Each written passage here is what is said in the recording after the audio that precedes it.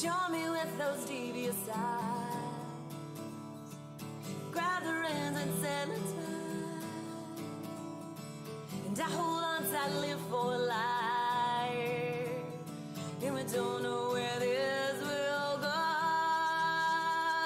but we know we can't say no. So yeah, we're gonna ride, gonna kiss the edge of the sky. 'Cause I can do anything that I damn well please, honey. You never know what this can be if we don't live life freely. We're gonna ride. We're gonna ride.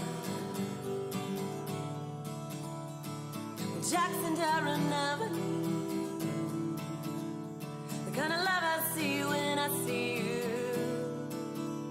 We'll live a life to sounds of old guitars. We'll do it better than the outlaw. And if we don't know where this will go, but we know we can't say no. So yeah, we're gonna ride, gonna kiss the edge of the sky. 'Cause I can do anything that I damn well please, honey. You never know what this can be if we don't live life freely. We're gonna ride. We don't know where this will go, but we know we can't say no. And you say that I should hold on tight, 'cause we both know that this is oh so right. And when I see you steer this chrome and steel, I know that you can handle this hell in here. 'Cause hell yeah, we're gonna ride, gonna toast the night goodbye. 'Cause I can do anything that I damn well please, honey. You never know what this can be if we don't live life freely. We're gonna ride. Well, then so far as there are stars, I'm gonna go to where you are. And as straight as the crow flies, you're gonna track me down tonight. 'Cause I can do anything that I damn well please, honey. We're gonna ride. We're gonna ride. We're gonna ride. We're gonna ride. We're gonna ride. All right, all right.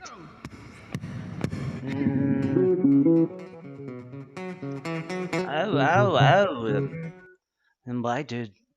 This is pretty good, actually. I played a random video. That person that we just listened to is LJ or Lauren Jordan, a local girl around not far.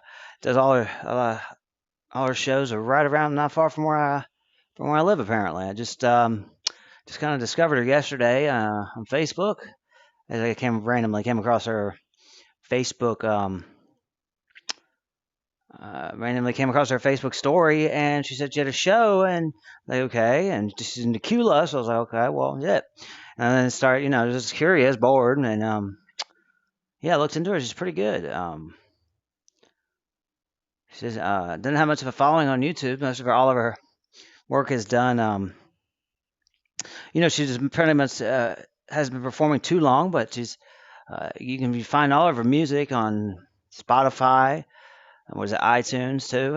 Or you just go to her website. You should check her out at LaurenJordanRocks.com. Listen, I just found her last night, and it's pretty good. But yeah, there's also this random video of this dude on the street. I guess there's just the next one on YouTube or whatever, and you got to hear this guy too. So I'll fast forward a little bit so it skips. But it's this big. I guess there's maybe three in the band. Maybe it's just two of them. And so let's put it up there. So, I got some lights on here. Why didn't you tell me, best smoke on the stream? Why didn't you tell me the lights weren't on in here? Whoa, there we go. Get some more lights. I don't know why the chat is not working that well either, but I don't know. I had to come on here today. Okay, well, let's see real quick, since I did. I don't want to tease you too much. I don't want to tease you on this guy. His voice is unique. But anyway, I'll just tell you, I was gonna pull it up there, but really, I just don't. I want to move past this. I don't even know if it's copyright or what. I know that Michael Jackson's not, but anyway, it's this black guy playing the guitar, acoustic guitar, in the middle, on the street with a white girl, um, singing. But this guy's voice is unique. He's singing Billie Jean.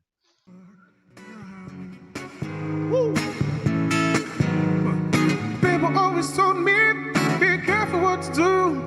Don't go around break young girls' hearts. I mean, really is pretty. Be careful what to do, 'cause I'm hard to come through. Billie Jean, it's not Ooh. who says I ain't the one. It's not my son. Kid ain't my son. I'll tell you that goddamn right now, right fucking now. It ain't my son. It's not my son. Be careful what you do. Don't go around breaking young girls' hearts. You came and stood right by me. Smell the sweet perfume. This happened. JC's Corners in the house. Welcome to the stream. Not my love. I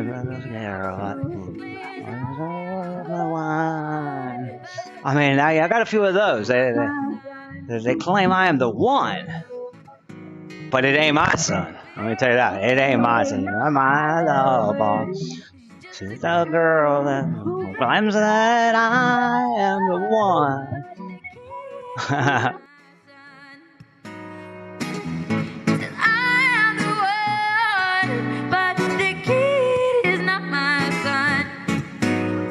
Negative, Ghost Rider. Not my son. Not even close. The kid's black. I'm white. Obviously.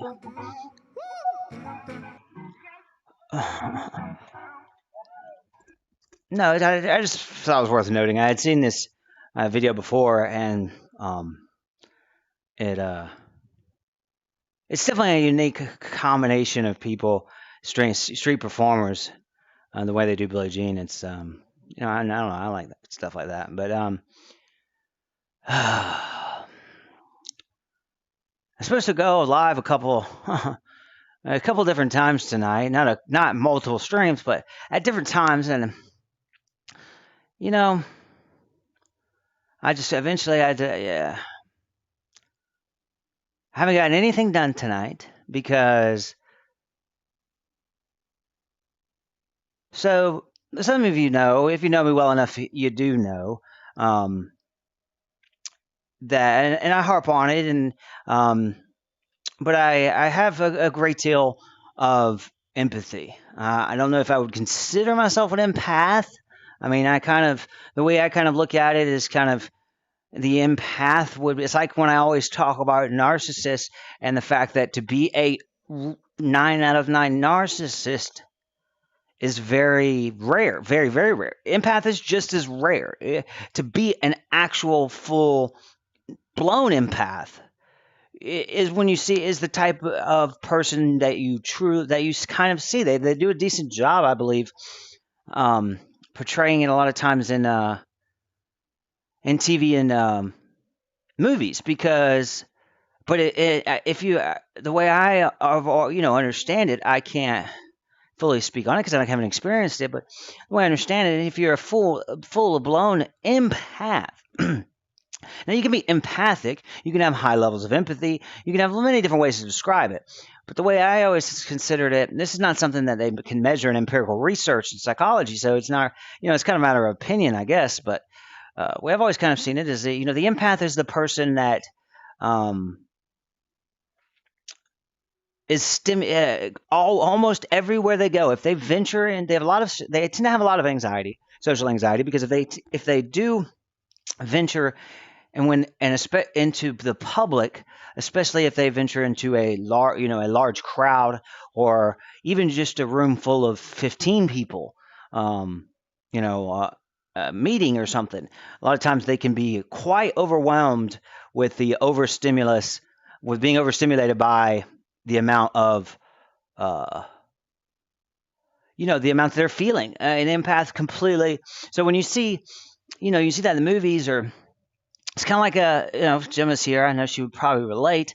A lot of times, an empath in a large, crowded room would act much similar. You would see much similar behavior that you would see from an overly stimulated person on the spectrum, on the autism spectrum disorder, that suffers from autism spectrum disorder, somewhere on the autism spectrum. A lot of because it's the same reaction to the same situation. It's being overstimulated and not knowing. You just want it, and it's so overwhelming and consuming all of your conscious mind in that moment that all you want to do is plug your ears, close your eyes, and roll into a ball. A lot of times, that's the way I've always seen it, as a full empath. No, I mean, I don't. I don't have episodes like that or whatever. Of course, psychology is theory, people. Psychology is theory. I don't know if you know that. Don't tell me I fucking say it's fact, because it ain't fact. Okay? Ain't nothing I ever speak on in the psychological world, in the psychological terms, having anything to do with psychology is ever fact. It is theory, because it cannot be proven as fact. And the reason it cannot be proven as fact, no matter what you're talking about, when you're talking about someone's perception, feelings, thoughts, ideas, opinions of any kind, you are only talking about theory. You're only talking about something that you could believe to be close to fact, that you could believe to be fact. Doesn't make it so. Nobody knows the truth. The truth is out there. The truth is somewhere. God knows the truth, maybe. Jesus Christ walked the truth, lived the truth, was the truth. The light and the truth are the only way. The light and the truth are the only way to get passage to the kingdom. That's fact. I believe it's a relative fact. But none of these things, ideas, opinions, feelings, thoughts, perception, none of this is proven fact. Because it's so fluid, and we have such a misunderstanding of our own thoughts, opinions, feelings, behavior. We don't even understand ourselves. How is someone else supposed to understand us? They don't.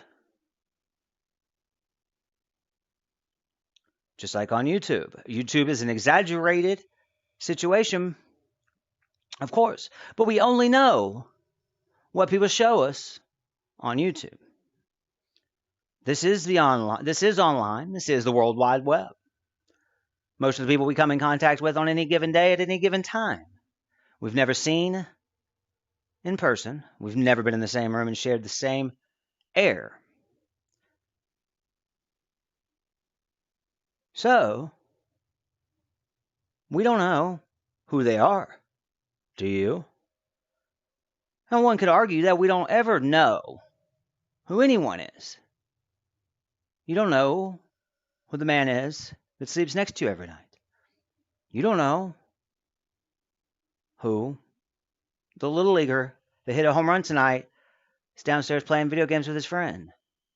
You don't know who they are either. Because you can't even begin to understand yourself. So how is anyone, Bueller, is anyone going to understand you or me or Bob or Billy or Sue in any true factual capacity? It's not possible. Therefore, it's all theory. It's not the truth. It's not fact. It is not forever, never, or always. Because the same goes. If you don't know someone, you can't say forever, never, always. because you don't know. You know a person's never done this because you've never seen it, but it doesn't mean they've never done it. You just never seen it. You never witnessed it. You never perceived it. You never experienced it. But we only know, but in YouTube is an exaggerated state, an exaggerated situation, because it's a life in front of a camera, presenting yourself for who knows what reasons or in what way to a group of people that you don't know. Not much. Andrew Farce, welcome to the stream. Welcome to the stream, Andrew Farce. So my whole points of this is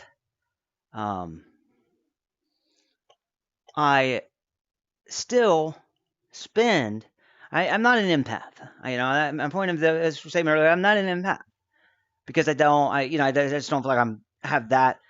I don't share people's feelings that that much. But I am definitely have high levels of empathy, and it causes me to. I constantly, every day, all day, in every situation, in every thought, am putting others in front of myself.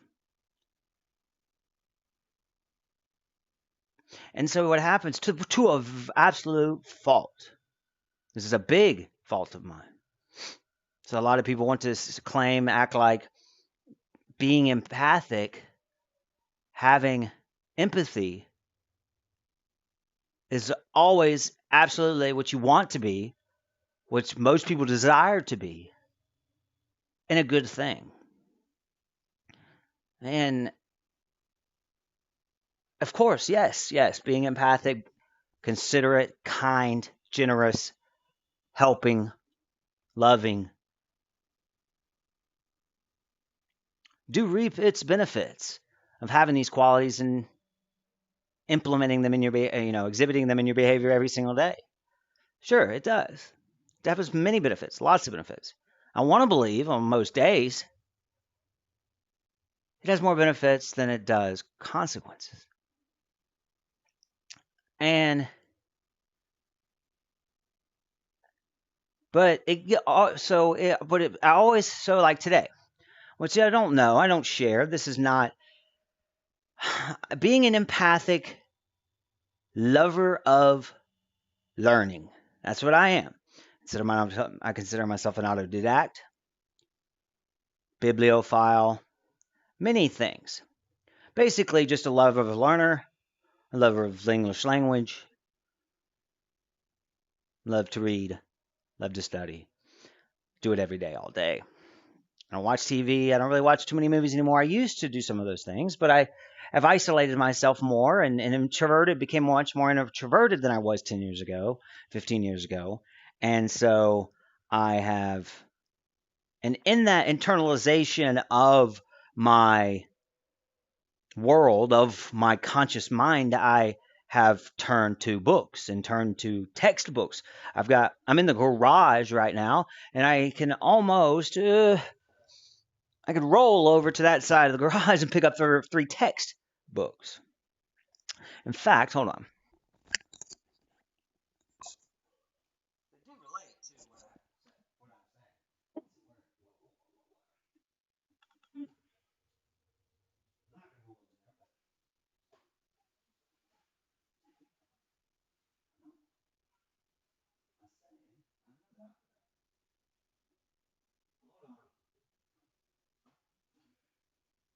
I'm not just getting it from a point that I read.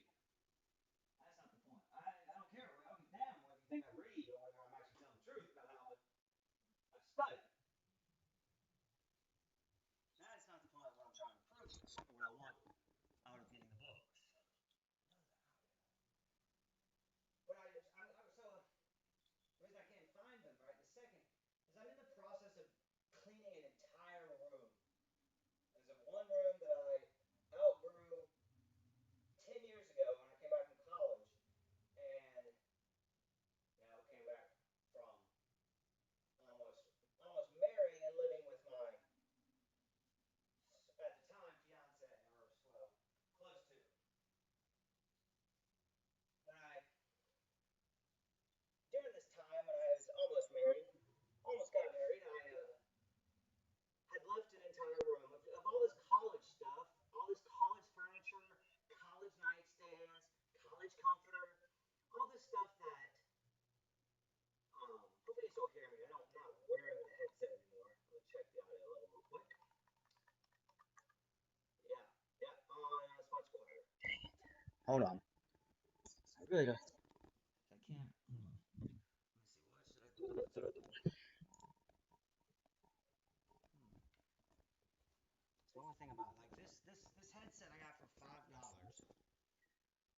I got it for $5 from a thrift store, and it's freaking the best thing I've ever bought. I mean, the best headset microphone I've ever bought, and it bought me. And it was $5. I don't know how much it cost retail, when it was new, but it has a very directional mic, and I can't just set it down and move around. I guess I'll just put it back on my head because then you won't be able to hear me.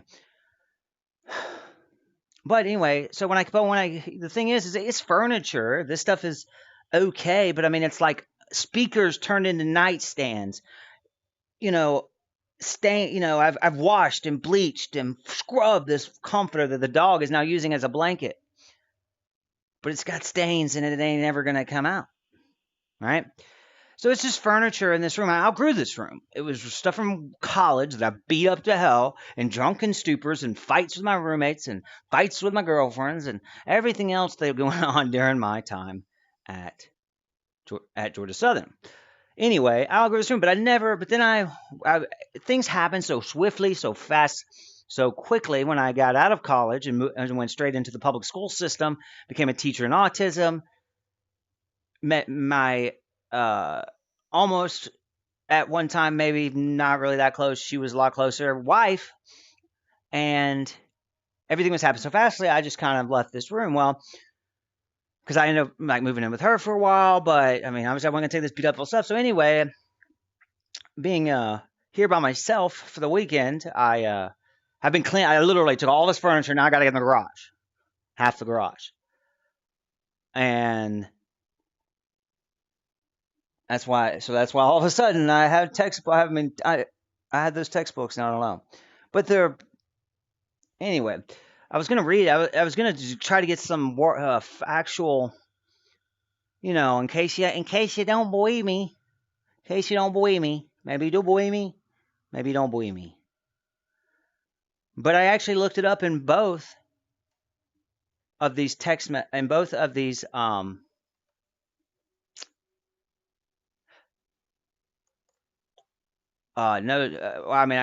PayPal. I do not have the special messages on this stream, JC.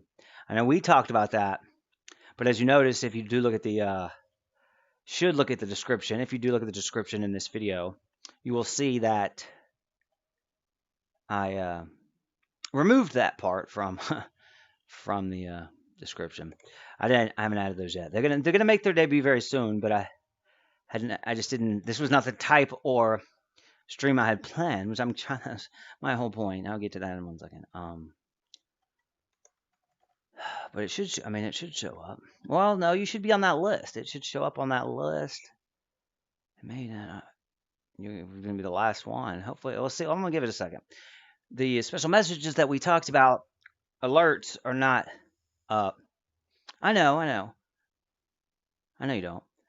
But you still want to see I mean, it's a joke. It's not really a message. I mean, it's just an alert that alerts you that there's Tan's World. She was the most recent subscriber. Yeah, see, it ain't going to come up. I'll have to look into that.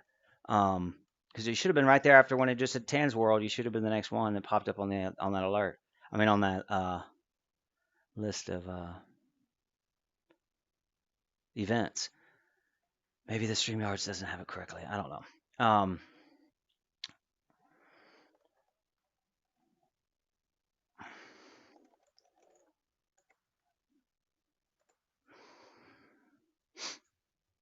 Let me check that. Hold on. Give me 1 second.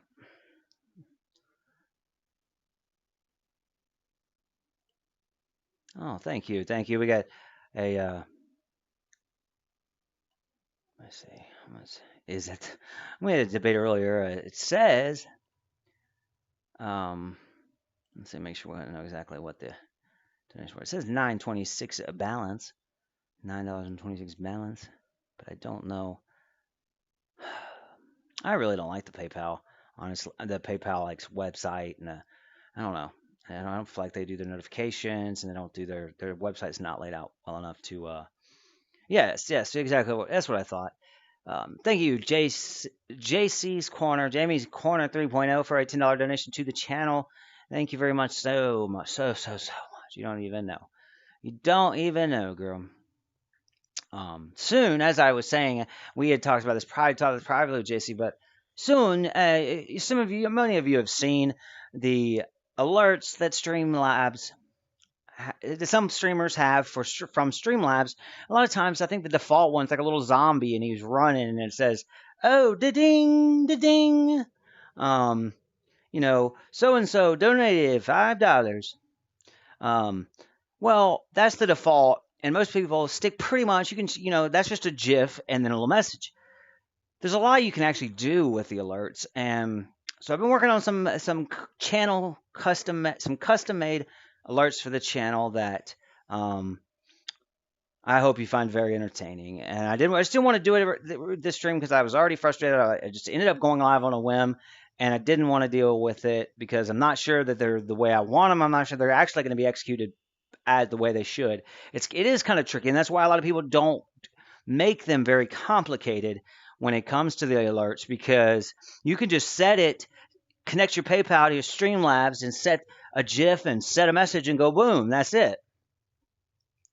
And then it'll just do it every time for an eternity, But as long as you put the alert, as long as you do the browser right on in OBS. But I'm not sure they're going to be executed properly, and it's going to probably take some a little bit of finagling to get them to work the way I would like them. But so I don't have the above the street, but soon.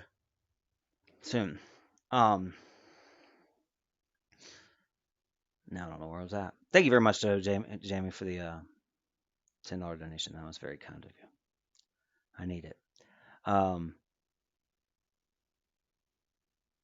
So yeah, all I was going to look at were the books that I was looking for, and the reason there's two of them in the garage, even though those are not being thrown away, the reason there's two of them in the garage is because they're both psychology books. All my textbooks are pretty much psychology books. I got one that's psychology related to law, psychology related to modern day war and the modern day life, and then one that's more, and then I got the DSM-5 somewhere. But anyway, I looked it up in both because, see, that's the thing. I am no life coach. I am not in a... People always want to... I really don't understand this. But I get it. I do get it. It's psychological projection. It's deflection. It's most likely just psychological projection. But a lot of people on YouTube and life in general want to claim that I present myself, talk about myself as if I'm perfect, a saint, and not a sinner. I'm no life coach. Just because I may give advice on these particular ideas, concepts, and theories does not make me better than you, better than Tom, or better than Jesus Christ. I'm no life coach. My life is nowhere near perfect. I've made some very bad decisions in my life, very bad. And I'm still reaping the consequences day after day after day for the many terrible, terrible decisions I made over a long period of time after I went into a downward spiral 6 years ago. And it lasted quite a while. And I did a lot of damage to a lot of different relationships, my whole entire financial situation, my credit, everything's fucked. And I don't really have the means to get out of it at this point, right now, especially with the pandemic. So I do appreciate it, Jamie. That really is kind of you. But I'm no life coach. Well, you can consider me a life coach. I mean, I give advice on some similar concepts and ideas. Because I speak on what I know. I speak on what I verify. Because what people don't realize, don't understand. I already told you I'm an autodidact. I already told you I love to study, I love to read. And obviously, psychology is a fascination of mine, has been my entire adult life. So what you don't see is I went into the office, had to dig on some shelves, under some papers, pulled out 2 textbooks, flipped through those 2 textbooks prior to the stream, reread the definitions of several psychological terms, and how the book related them to everyday life. I do this almost every single stream. I don't speak on things I don't know and things I haven't verified time and time again. Because I know this fact won't hold up in court human recall. It doesn't matter how many times I go and read perception, the definition of, and examples of perception, sensory input, memory, and how it affects our behavior. I can read these few pages in these textbooks and on these blogs and on these websites and in the DSM and on YouTube videos. I could read the same things, hear the same things, listen to the same things, study the same things over and over and over and over again, like I was beating a dead horse, which pretty much I am. I still know that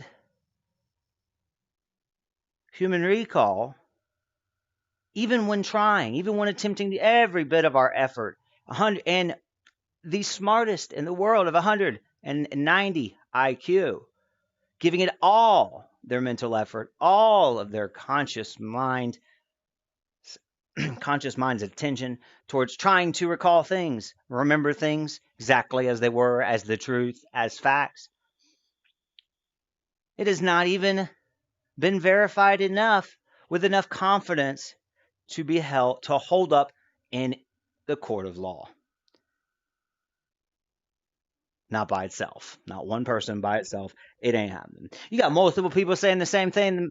The man was white with a candlestick in the ballroom. Well, if Johnny was in the ballroom with a candlestick and 4 people saw him, it's probably the fact that Johnny was had a candlestick in the ballroom. But if only one person saw Mary with a beer bottle in the wine closet, and then nobody else see Mary with a beer bottle in the wine closet, even though there was $1,000 wines in there, hey, it's probably wine that Mary was drinking, because Mary is not the owner of the house, the owner of the wine. She's actually the help, part of the cleaning service. She should not be drinking the wine. But it probably was not beer that she was drinking, hiding in the wine cellar, that only one person saw. Probably wasn't it. It was probably wine. Just was maybe wine spritzers, mini wines. Who knows? It's just not enough. So I know no matter how many times I study these things, that's why I go back. I do my homework before I speak in front of the camera. Before I tell someone it is the way it is. It is the definition. It is this, that, never. Well, no, that's not what I meant. Because I still also try very hard. I'm not perfect, of course, to not use the definites. Never have, never, forever, or always. Just can't speak on those things. I don't know. I'm ignorant. But that's what people don't know. I speak on what I do know because I do my homework. I am calculated. And I looked it up 5 minutes before the stream on some of the concepts to not only trigger the synapses, neurons in my brain to already start going to the location that this information is held. It's not even about reminding myself of these terms. I know I'm kind of still not getting to the point of the story, but this is something very important that a lot of people don't understand. It's not even about going and so I can relay to you the words on those pieces of paper as the way they're written in both of those textbooks. That's not really the rant. I mean, I don't want to do that because I don't want to look like I'm not talking on what I don't know. So I don't, so that is a reason why I pick up the textbooks. But that's not the main reason. truly, that's the main reason of my conscious mind. But it's not my conscious mind doing all the work. It's your subconscious mind doing the work. So when I pick up those textbooks, the same textbooks I've been looking at for 15 years, right before the stream, I'm preparing and helping, giving my subconscious mind a jump start to the information. I am physically doing what I can with my subconscious mind. By picking up those textbooks, my brain already has seen those words, read those words, knows what the textbooks say. We've read them before. So it's already starting to go to the parts of my brain where that information on all that I know about those subjects is held. So when I talk about it 30 minutes later, I was just there 35 minutes ago, and my subconscious mind was already there 35 minutes ago. It's already logged, ready to go, knowing that it's going to come up again, logged, ready to go. But by physically holding it and reading the books, of course, I thought about those terms before the stream. I wouldn't be on here probably streaming about it if I didn't think about them right before the stream. But actually going, finding the books, physically using my conscious mind's concentration and focus to find the books, read the books, pick up the books, look at the books, smell the books, look at the colors, look at everything that I know about the books and about the words and about the concepts. That's what I'm benefiting more than anything, is prepping the subconscious mind to recall that information much clearer, much more exact, because I just prepped it 15 minutes ago and told it where the information was in my brain. I don't know where the fuck it is. Honestly, neurology is not something that I'm really that familiar with. I don't know what the difference is. I mean, all I know is Mama says it's called an medulla oblongata. And Mama ain't wrong. Mama ain't never wrong. Mama don't lie. I really don't know a lot about all of the, I mean, I know sort of what the brain looks like, but I know much more about how it works than what parts of the brain and where to go to get that information. So by already firing off those synapses, heading in that direction, wherever the fuck it is stored in my, in my brain, and then that's what it does. But so let's go back. Get back on the track of the story. Empath, not, doing things for others, considerate, compassion, all these things, and it being a fault. I have a friend. I haven't spoke on this before. None of you know, because you don't know me, whether you think you do or not. I'm not perfect. I'm not a saint. I'm a sinner. I have my problems. I have my many mistakes that I've made. But being an empath, being a helper, being a teacher, being a lover of information, I'm often, every day, pulled this way, that way, left, right, by anybody that can use me as a resource of information and comfort and advice and counseling. And I try to focus, because I give in and I want to help, and I want to help everybody that comes knocking on my door. I don't get a lot out of it. Of course, my life is spent thinking of others, wanting to help others, and I find no more enjoyment and contentment and pure joy out of watching someone, seeing someone's eyes when that light bulb goes off, because I was able to relate to them in a way that their teacher didn't, their other teachers didn't. Or they've tried to understand this abstract psychological theory that they just couldn't wrap around, and all of a sudden it's just like, ba-bong. Oh, now you put it that way, I understand. If I know more joy in that, that's what I do. I'm a teacher. Every bit of me is a teacher. So when these friends or people, it's not always friends, people, I would help a stranger. I would take a bullet for the woman in front of me in the grocery line, no doubt. I have no doubt about that. I'm worried about it. Not worried that it would actually happen, but I'm worried that it is a fault. It is a fault. I know it's a fault. I know it's something that has caused issues for me. So I try. I don't avoid. My door's always open. My phone, if I know you're calling, and my door's theoretically halfway sometimes. Most of the time, if you really need me, I'm here. I'm always here. I always help. But it's just hard to. I disconnect, disassociate with my phone, with my social media, with YouTube a lot of times, and internalize and isolate when I go into depression holes, when I but a lot of times it's not just depression to escape my own thoughts. Sometimes I don't want to be pulled. I don't want to be called. I don't want to be asked. I don't want to give up my time for things that I am not reaping monetary gain from. I have spent a lot of time, a lot of time. Some of you don't know, some of you do, if you follow me long enough, but I had a channel, Creators Alliance. I created the channel. My original channel was Gambling Joker, and I did trivia, asshole trivia for a long time, every day.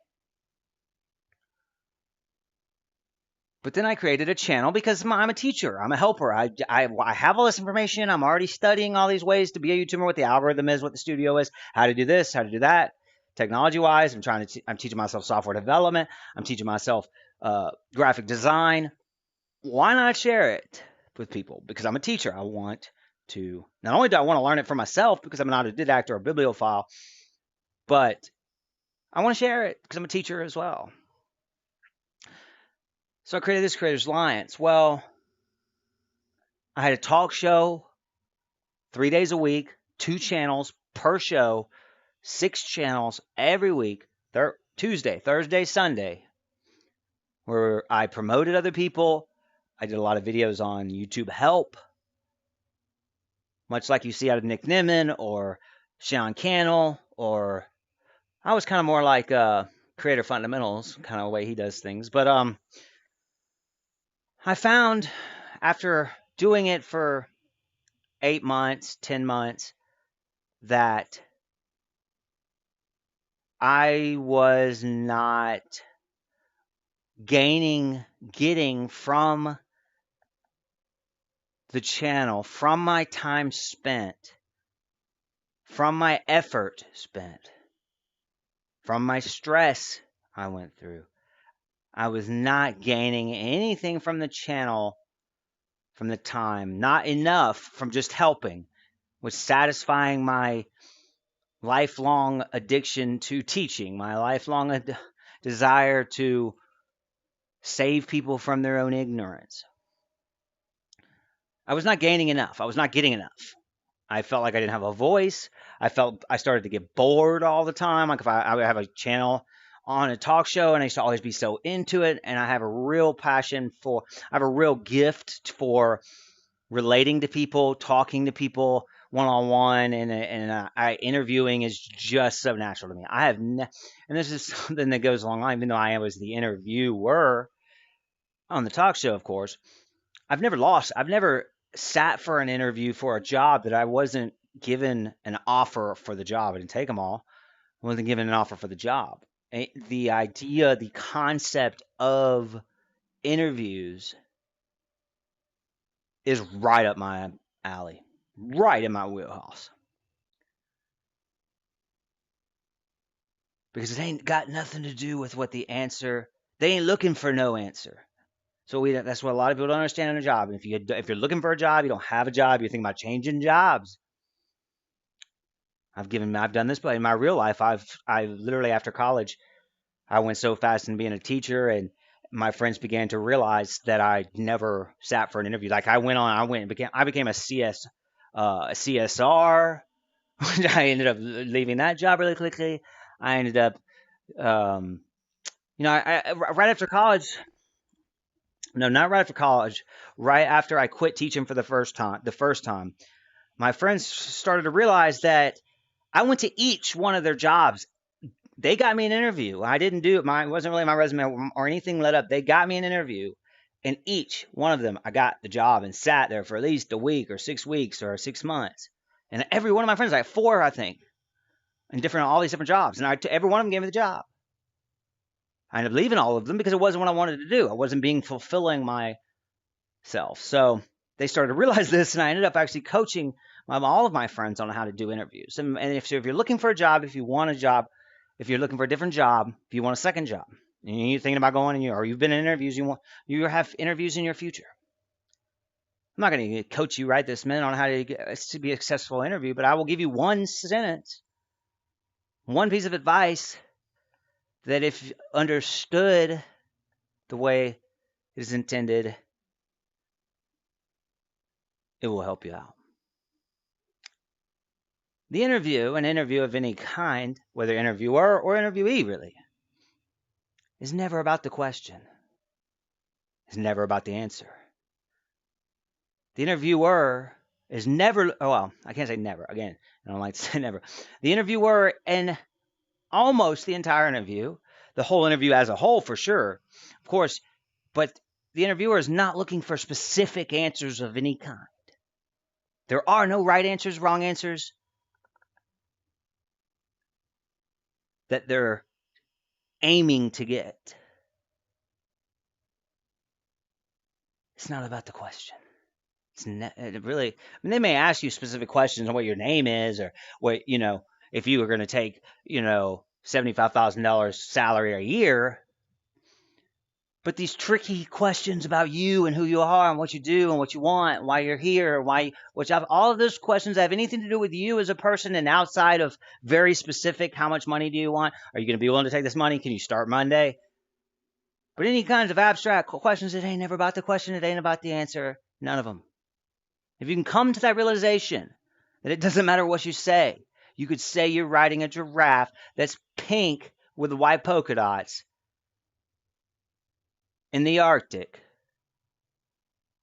And if you say it in the right way, you look them in the eye, and you make it a funny joke, and you totally avoided the question about, whatever, Microsoft Excel. You answered the question correctly.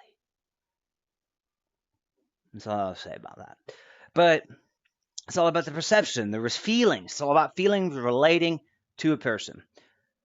So I wasn't getting enough out of this channel. I started to get to a point where I was having dissonance in my head, my cognitive dissonance all the time. I was still producing content. I was still doing everything for this Creators Alliance game, talk show and helping people on YouTube. And I was still learning the YouTube stuff. I still enjoyed the interactions with people, but I realized I was being pulled. People were calling me every day, wanting me to do thumbnails and teach them this and how do you do this and how do you do that. For hours, I would spend an hour, 2 hours, and they would always want to, I'd have a live stream at 8, and they'd call me at 5. And I would think, okay, well, shoot, if this guy wants, I can help him out for like an hour. And I'll still have time to get ready and be prepared for my stream at 8 because it's 5 o'clock, right? But then I would spend that time, and then I would push back dinner, and it would push back having to feed the dogs, and then it would push back everything. And all of a sudden, I'm not even going on at 8. I'm not, sometimes I didn't even go on at all on a scheduled streams and stuff because I was being pulled and allowing myself to be pulled in other directions and give up my time, effort for people without gaining anything monetary out of it. If I was a rich fucking man, if I fucking had my own damn place, if my credit was not the lowest it can fucking get, if I didn't worry every single week, especially in 2020, if I'm going to be able to eat what I want to eat next week, that I have to worry every week if I'm going to eat what I want to eat next week, or am I going to be eating peanut butter and jelly, popcorn, and cereal next week like I am this week? If I didn't have to worry about those things every single day, every single week of my life now, because of the poor decisions that I made, while I'm on the subject that I'm about to get to, I'm going to make one clear fucking statement to somebody very specifically. Fupa, fabulous. I don't know if you're watching. I don't give a damn if you're watching. I only give a damn that you hear my words or you don't. If you think for a second, woman, that I have shame for the heroin I used to do, you're sadly mistaken. Did I make the best decisions? No. You're not going to trigger me or hurt my feelings. I guess I'm triggered if you want to say that. But you're not going to hurt my feelings or get to me or make me look dumb or fool or worse because of those drugs I did 6 years ago. Because Fupa, I am proud that I conquered those demons. I rose from the dead. Documented 3 times. Who knows how many really times. I rose from the dead, Fupa. I conquered those demons, and I am proud of that. I am just glad to be alive talking to you today. So you want to talk about, he's a junkie this, Dizzy told me he used to use a needle. Go fuck yourself. I conquered those fucking demons. And I don't give a damn who knows it, because I wouldn't be sitting here today if I didn't. So go fuck yourself. If you're going to use that. Because I called out a man that's live streaming in a truck, crying, belligerent, mumbling, bumbling. So drunk, live streaming on YouTube and driving a truck around on streets. And said something about his alcohol. Pot called the kettle black, you say. Go fuck yourself.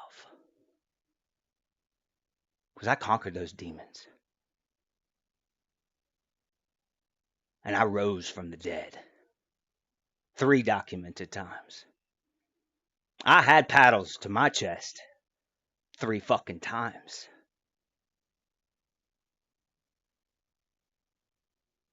So if you're going to think I'm going to cry, that's going to hurt me. Or you're going to put some wedge between me and Dizzy. Because you run lies on us. I'm dirty. You said I'm dirty. You're the dirtiest person on this. Grandma troll on YouTube. Dedicated troll. Don't fucking troll people like that. Make fucking accounts trying to humiliate people. Lying. Caught you in a lie. What'd you do? Lie to try to get out of the lie. Because I can't prove that second lie. Fucking nasty. I have respect for you, Fupa. A lot of it. Ain't got none now. For what? Whatever. I conquered those demons and rose from the dead, woman. Say what you want. Shout it till the sun comes up. Because I'm just sitting here today because of it. Because I did conquer those demons. You want to talk about my issues? Fine, go ahead and do it. I didn't delete a video. I ain't going to delete this video. I ain't nothing at any time. Because of my shame. Did I hide a video, hide a comment, avoid it, lie, say not take responsibility for it? None of it. I know what it did. And I reap the consequences of it every day. And I don't know what I'm going to eat next week. I will eat. I make money. I work. But I got all kinds of shit I'm still in debt to. And the financial situation I'm in is still awful. So I don't know what I'm going to eat. I don't know if I'm going to eat what I want to eat next week. But I'm going to eat because I work hard. Just wanted you, sorry. I had to do that. It was building up. And I had to get that out for this one particular person that is just downright uncalled for, ridiculous behavior. I really don't understand it, but why are you gonna lie on people and try to use words to fucking hurt people that you don't even know? Like that's not even involved in anything to do with you, that had respect for you, that supported you, and you're just gonna try to cut so deep because you have hate for somebody else. How you look in the mirror, really don't. Not cause ain't got nothing to do with the way you look. I didn't say I don't know how you look at your soul. Don't. But that's okay. Anyway, so I just couldn't do it anymore. And it's something I've still struggled with even now on this channel. And the reason I've gone into this particular direction of the stream, because I'm so often, see, now I am going to get emotional about it, because I'm sitting here staring. This whole time I've been staring at my freaking PayPal on 2 screens. For some reason I got it up on both screens here, and I'm staring at my damn PayPal. I'm just humbled. Because we don't know. We don't know. We only know what people show us. When people get in front of the camera and on YouTube and are creating content for their channel, they may not be acting fake, being a character. It's most of the time, most of these people genuine, of course. But you're presenting your best self. You're presenting what's a direction, a type of content, trying to steer away from drama and not have drama, or you're trying to do all these different things on the platform, and while that red light is on and the camera is rolling. We only know what people show us. And then we only know how we perceived what they did show us. And our perception of what we did see is only based on our own self, our own experiences, our own knowledge, and how we perceived that situation, what we know about the person that we just experienced and watched and witnessed on YouTube. And we can make on very, very little information. A lot of people try to make I'm guilty of it as well, of course, very strong, opinionated, factual opinions or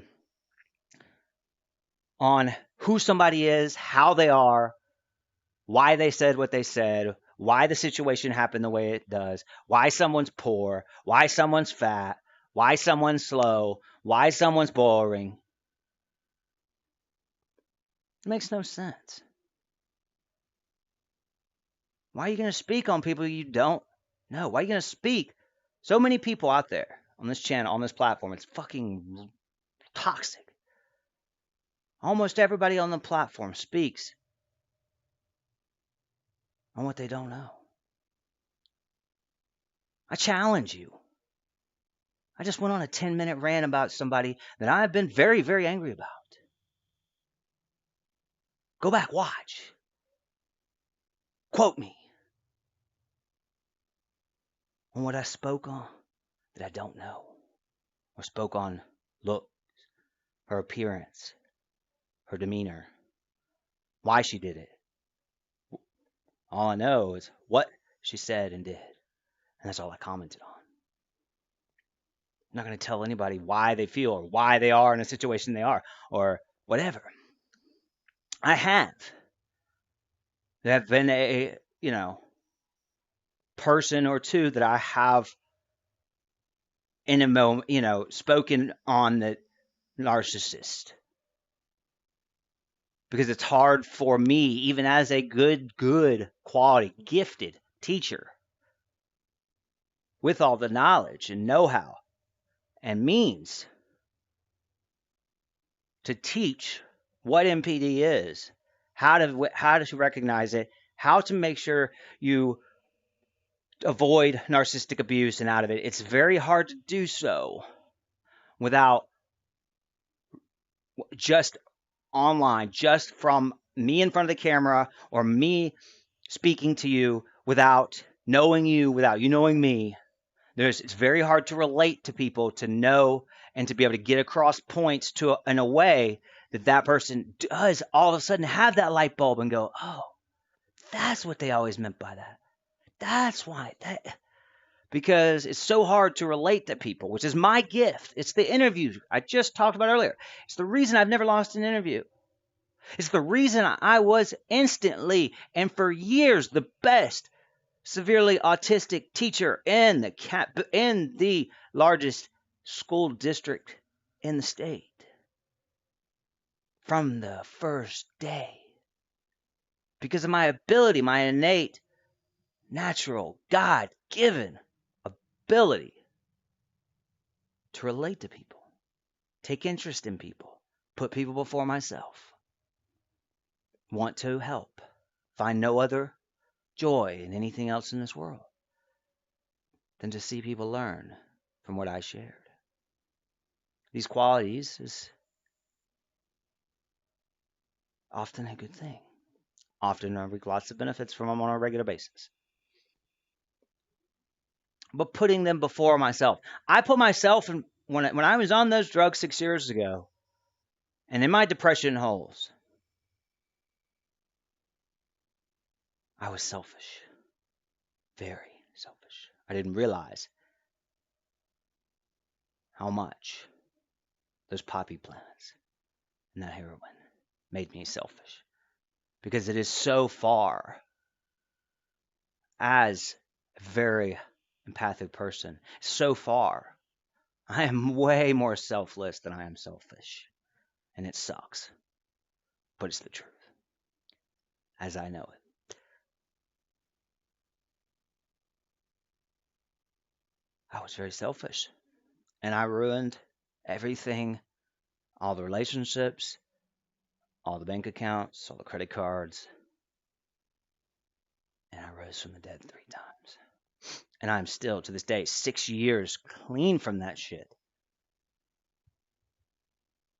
not able to make good headway on the money, relationships that I ruined back then. And it's never a good feeling to wonder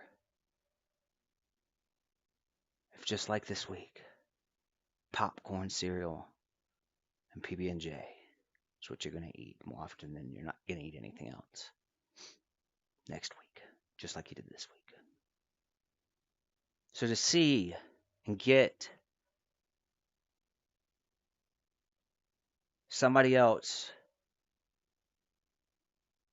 giving their money to the channel, to support the channel, support the content, to support me, even though I am no saint. I am not perfect, and I have sinned and sinned and sinned. I try my best to give back,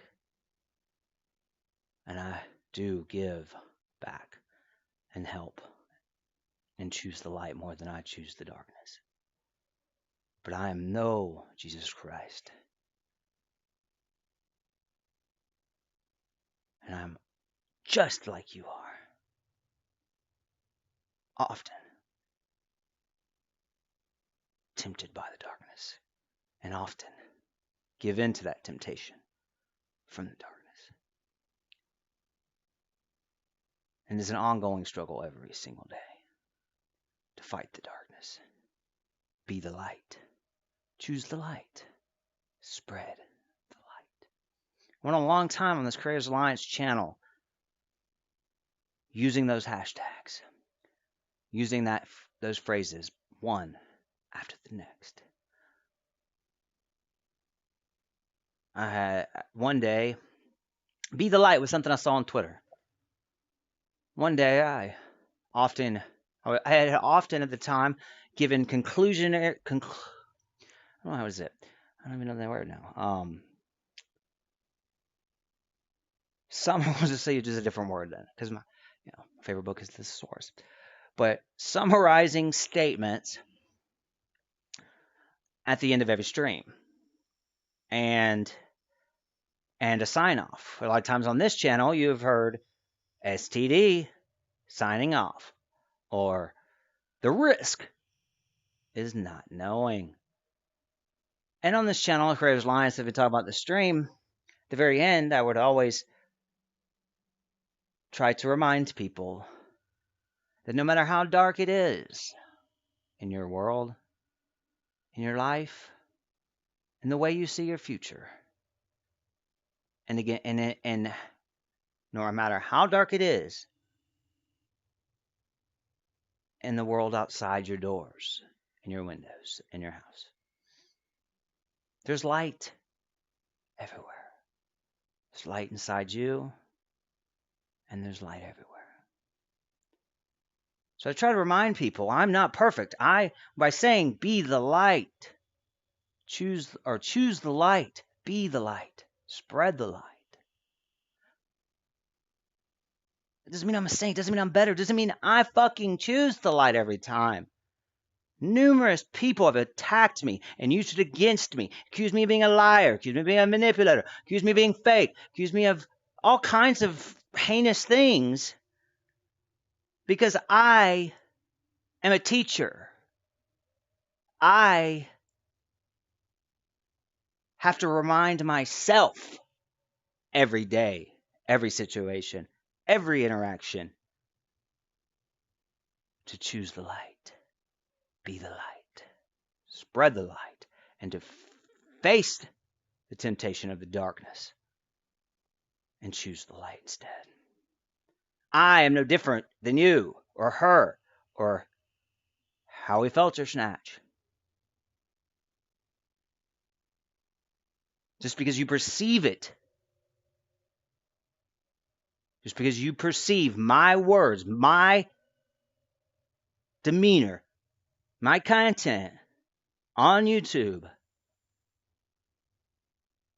as acting better than anyone at any given time that has ever been on the channel or come across my path, you are mistaken. For what reason, I can't say. But I don't present myself as if I'm perfect, better than anyone.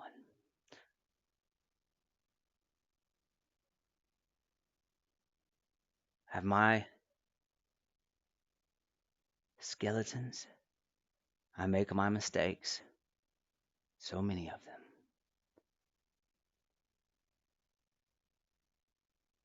I don't have shame. I say that, use that word to try to help people to understand the meaning behind that. I don't have shame for what I do on this platform. What I say on this platform. Because I speak on this platform on what I know. And I don't speak very often on what I don't. Or to hurt somebody or humiliate somebody. So I don't hold shame for my content. I don't go and attack people that haven't attacked other innocents. I stand against people on the platform. I don't bully people on the platform. I don't just randomly attack people. I'm not a drama bounty hunter on this platform. No. That's the way you may perceive it. I even labeled the channel Small Tuber Drama to help you perceive it that way, to get your attention. Oh, so many of them out there. No, I stand and fight for people that feel like they don't have a voice, don't know how, or aren't being heard by others that are streamers, or are more assertive, or aggressive, or loud, or drunk on the platform, and attack others that don't have a word, that aren't able to defend themselves. Do I want to constantly bring up the person that I'm standing for? No, I don't. Because I don't want that person to continuously hear their name and hear the situation. I just want them to know that I know. And I'll do what I can to give them a voice through my voice. Nobody else has to know it. Because I don't give a damn how many subscribers I got, how many views I get, or if I'm ever monetized on this platform. I am humbled by every donation I get because I don't know what I'm going to eat next week. I know that I will eat, but I don't know if I'll eat what I want to eat. So I'm humbled by every donation I get and every bit of monetary support I get as I try to rip and claw and fight my way out of the mess I made. But I'm still proud of who I am today because of that mess. Because I conquered those demons. And I rose from the dead 6 years ago. So just because I don't mention someone's name, and it may seem or perceive to every 5-second opinionator out there that I attack people and make comedian videos about people, and it's so wrong. I'm so nasty. I'm so dirty.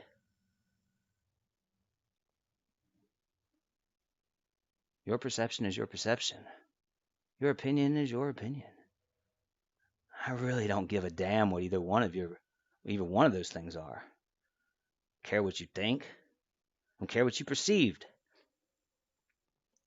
I just care that the person that feels like they have been violated time and time again by someone they cannot stand up against on this platform because they don't make content, they don't make videos, but yet they're continuously attacked by a live streamer, a content creator, calling them out by name, calling them out for their mistakes.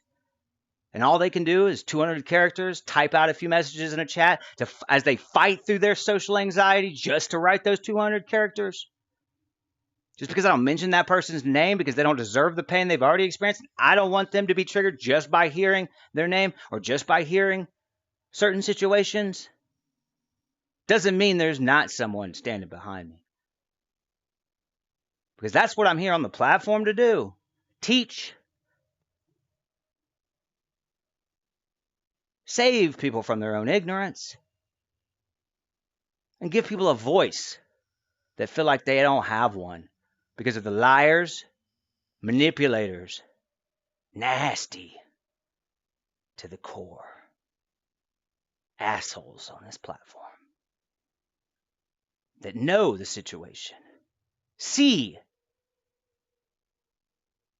the abundant amount of easy pickings, an abundant amount of vulnerable victims there are because they don't have a voice. And you already know it. They already know it. They already know that when you come into their live stream, they've got the room. No matter what. They have control. They will give you a voice if they want to. Those are the types of people that I make videos on, talk about. Ain't because I'm nasty, evil, dirty. I ain't making trolling accounts, calling people, talking about people's, saying some creators that I'm some creator's mama, talking about needles. I'm the dirty one. I ain't making troll accounts like that, doing that. I ain't trying to just go around the platform and spend my time and effort hurting and humiliating people. That may be a consequence of trying to save someone that doesn't have a voice from being hurt and humiliated. But that's just a side effect. And I don't give a damn about that side effect because they didn't give a damn about the person they hurt time and time again as they dominated them in a social interaction. That person not only felt like they didn't have a voice, but truly unable, incapable, don't have the means to have a voice. On the same level as the streamer or someone who's creating content or someone on a panel.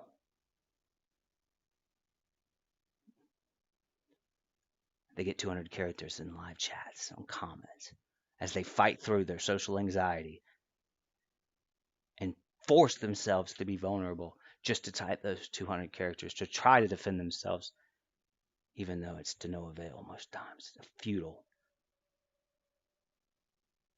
battle.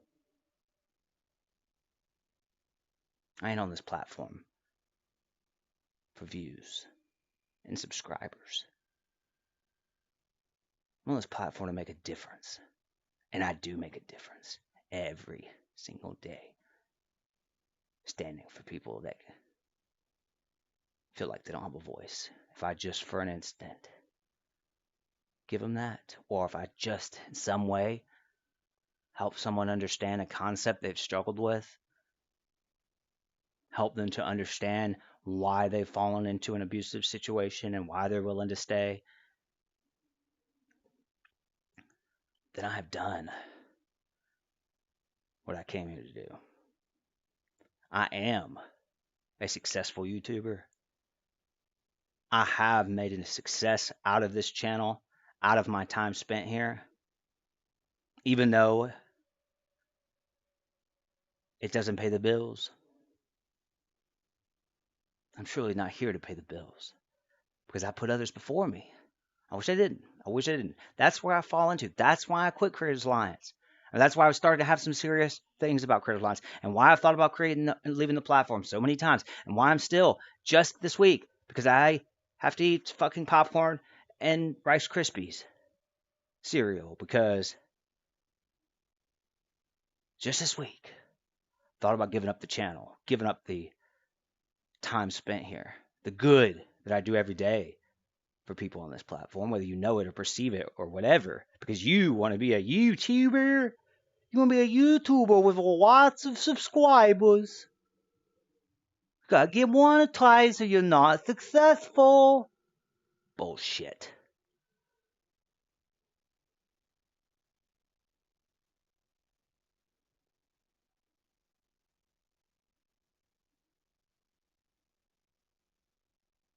I am a success on this platform. I'm just not in a financial situation to continue to create content and help those people that want and need help. Because I can't get out of my own fucking way. I can give advice, I can help people all day long. If I don't help myself, I continuously end up in a cycle of going nowhere. Often, I saw something just a couple of days ago. Some dude posted on, it was when I talked at the beginning about I was watching the Facebook stories, and the musician, Lauren Jordan, LaurenJordanRocks.com, that I played at the beginning of the stream for the first time. When I played her on my channel, I found her on a Facebook story. There was one person on a Facebook story, same time, same situation, same whatever, 30 minutes. I saw Lauren, found Lauren. I saw this guy, and I mean, he only had one story, and it's just a picture of a path. A picture of a path through the woods. No comment. No, it was definitely not like, Lewis Carroll's shot of Alice in following the rabbit through the woods. And I couldn't help but stare at this path, very clearly defined path that had been walked often, and definitely, well, not definitely, but most likely a number of people knowing where they're going and getting to where they're going, whatever the reason is, beyond what I can see. Because the path, as far as I can see, is just a path in the woods. And I stared at this picture. I still haven't gotten a response. When I asked the guy where the path went, I still haven't gotten a response from the guy. He never read it. But I stared at this picture for 30, 45 minutes. As I thought about these ideas of perception and what we see and how we see it, a Facebook story, an Instagram story, a YouTube video. We only know what people show us. And I don't know this guy from Tom. I don't know this guy from Billy or Howie. He could be Howie Phelps or Snatch's fucking wife. Will my peen fit? I don't know. I don't know how he felt her snatch, nor do I know will my peen fit either. But I mean, that's obviously woman's obviously Howie's wife. I mean, but I don't know this guy from John. He could be Don, Mark, Luke, or David. I don't know. But it began to really get me thinking about perception and how I started to wonder where this guy, what this, I didn't even know because I didn't want to look. Of course, I could go look. All I could see was the little profile picture. I don't know this guy. He's just a friend. I don't. I mean, he lives in there. I mean, I think he lives in Georgia, but I don't. I've never met him or talked to him. Just a friend, Facebook friend, random Facebook friend.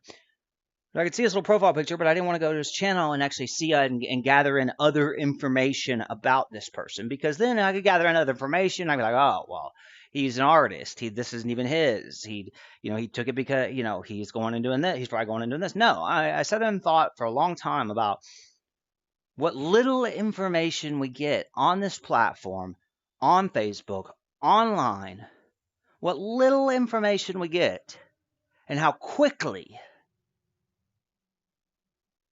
we are, me, you, anybody you've talked to today online, how quickly we are to take such little information and make such strong opinions that many consider to be facts, the truth, facts, definite, no question, no doubt. That little information. Because in my head, as I'm looking at this path of the woods, I mean, the way what I asked the guy when I sent him a message on Facebook Messenger, and I just said, I just can't help but sit here and stare at this for quite some time and wonder where the path goes, and if you walked the path. To me, it looks like it's a path to a pond. And the first thing I thought when I looked at this path was I wondered if the bass at the end of the pond had a large mouth or not, and how many were there? And did this man catch them, if there were any? Because that's what I do when I go through a path in the woods, most likely, most time, is I'm on the way to a pond with a fishing pole and a tackle box in each hand. So when I see this picture of going through the woods, you can't even tell. You can't see anything. Can't see anything but trees and brush. Nothing else to give me any clue of what this could be. I had to use it all. I had to try to come up with this. And I was definite that this guy was an outdoorsman. He was, had all these things at first. And I'm talking about in the first, I stared at it for 30, 45 minutes.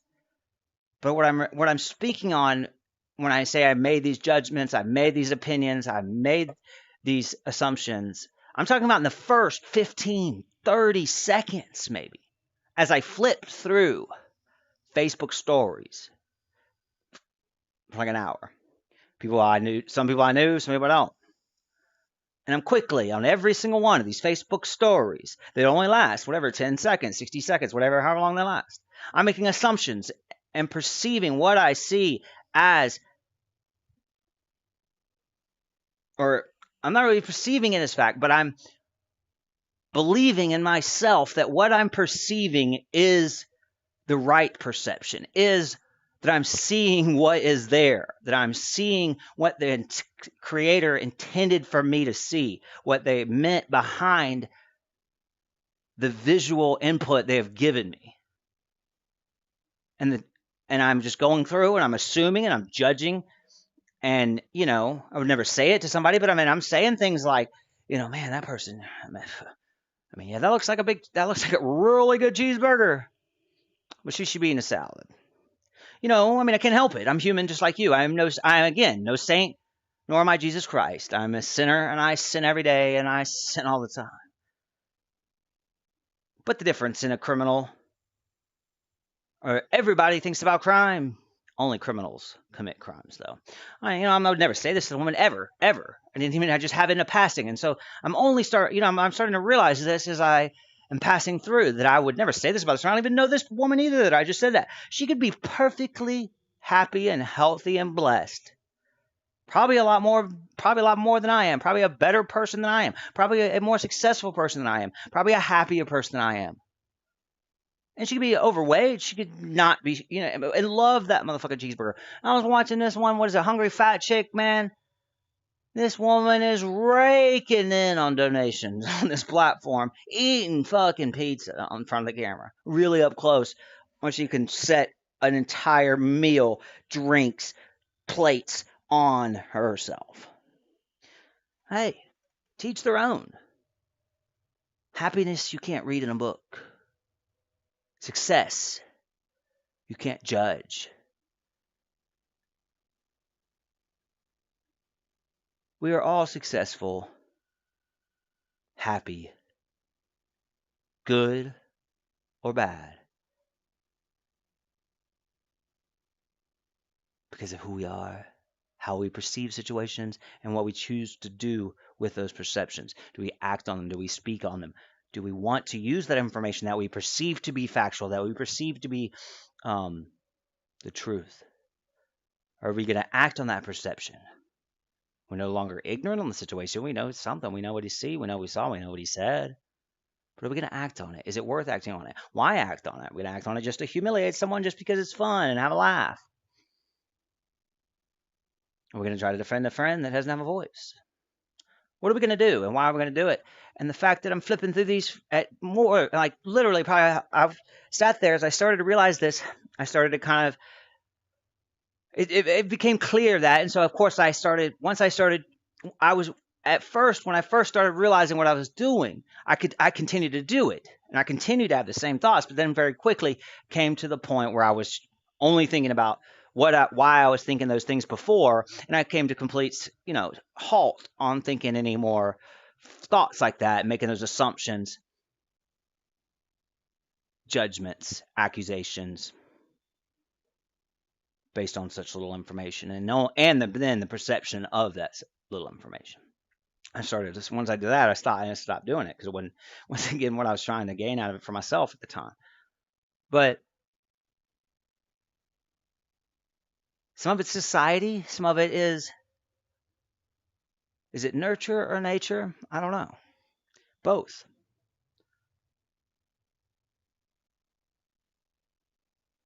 We all make mistakes.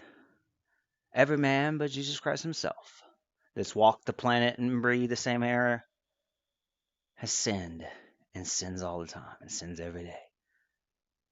We are all sinners. We all make mistakes.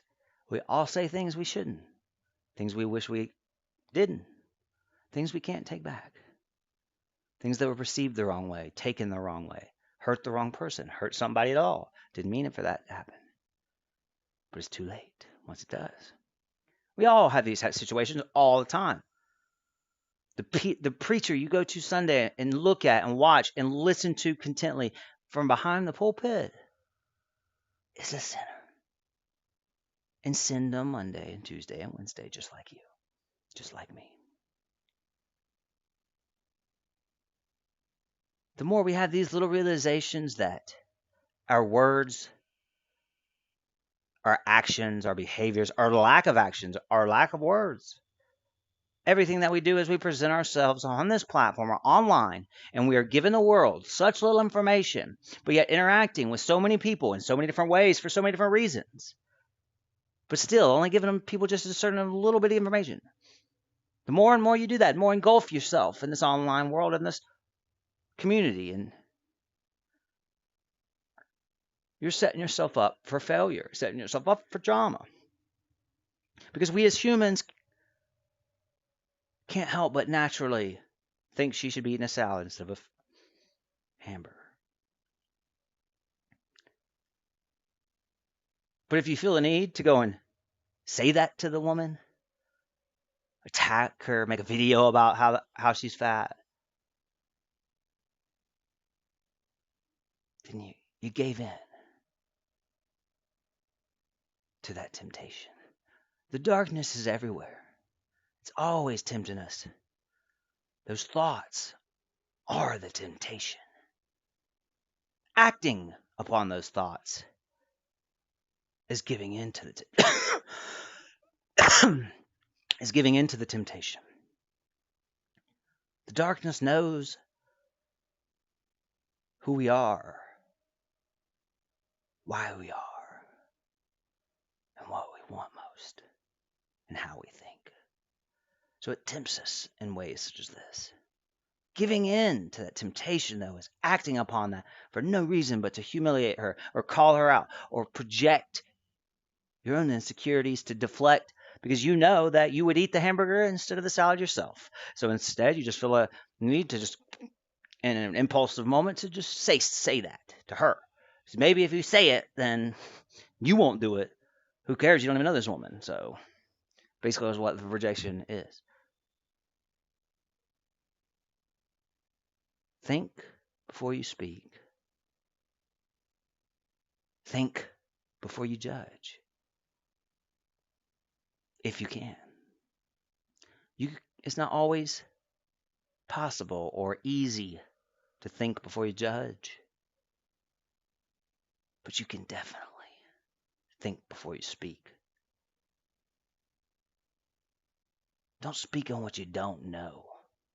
Don't speak just to humiliate.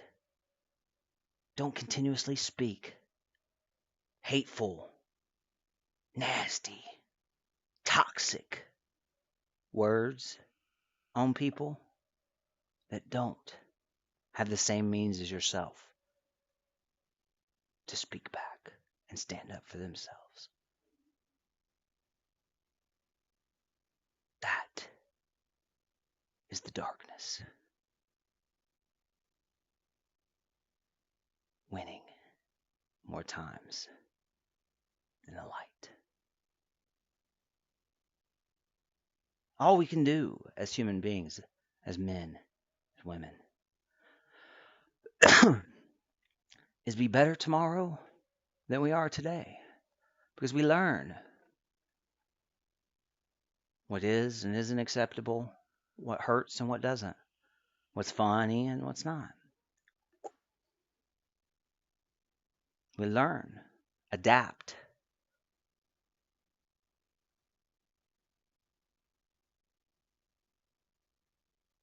Difference is we all learn and we all adapt. But what are you going to do after that? Bite your tongue? Make sure that what you perceived is the way it was meant, the way it happened? Or are you going to attack someone and try to hurt someone's feelings publicly on a public forum in front of an audience that you don't know how many people? Blows my mind when someone says there was only 4 people watching. There was only 4 people in the room at the time. Only 4 people heard me say that nasty thing about her. Yeah, but there was 475 views when I looked at it 10 minutes ago.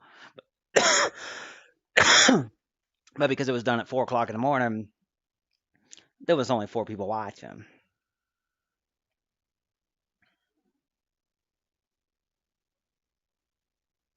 Think.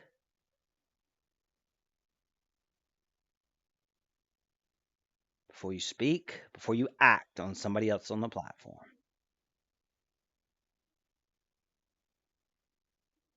Before you act on your perceptions of what you perceive to be factual or the truth or hurtful or the way it was intended or how that person meant it or they were mean or they were nasty or they were crazy. Think a little bit. Do your homework. Go back and look at those text messages to make sure that you understand what you already read. And remind yourself. Prep your subconscious before you speak. So it will go to the area of your brain where the information on that text message is. So when you speak on it, you'll have more of an understanding of what you're speaking on. Because once you speak on this platform on a public forum, 4 people watching or not, or fucking 1, or 100, once you say it, Once you upload it public, you can't take it back. You can't foresee the damage you could have done. All the time, somebody's putting out good content, quality content, helpful content, nice content, kind content, generous content. They're freaking almost Jesus Christ. Maybe it's Wilma Christ. I don't know. But they are still getting people to perceive their message, perceive what they're trying to do as devious, manipulation, deception, fake, just for views. No matter what you intended or how you meant it, you can't know how it was perceived.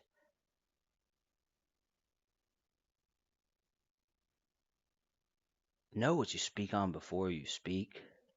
Remind yourself if you're going to attack someone, you're going to talk about someone, you're going to bring up certain situations. Right before you speak on it, go remind yourself by rereading the same thing. I don't care whether you've read it 100 times.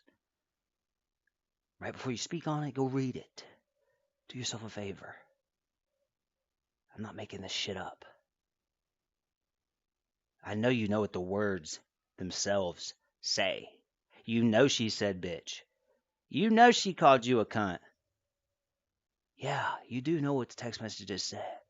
But picking up the phone, going to the phone app, going to her name, looking at the conversation, seeing the hello, hey, fuck you, bitch. Seeing that fuck you, all of these things start triggering the subconscious mind to go to the same spot in the brain where that information is. All of these visual cues and acts of doing what you were doing while reading that word bitch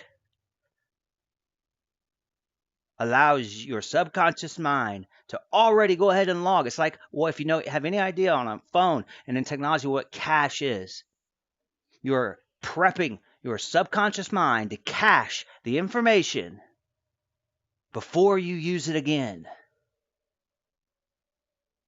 By going to it right before you speak, by going to it right before the stream, picking up the book, physical book. You can go on the website too. It's another thing. And a lot of people don't realize.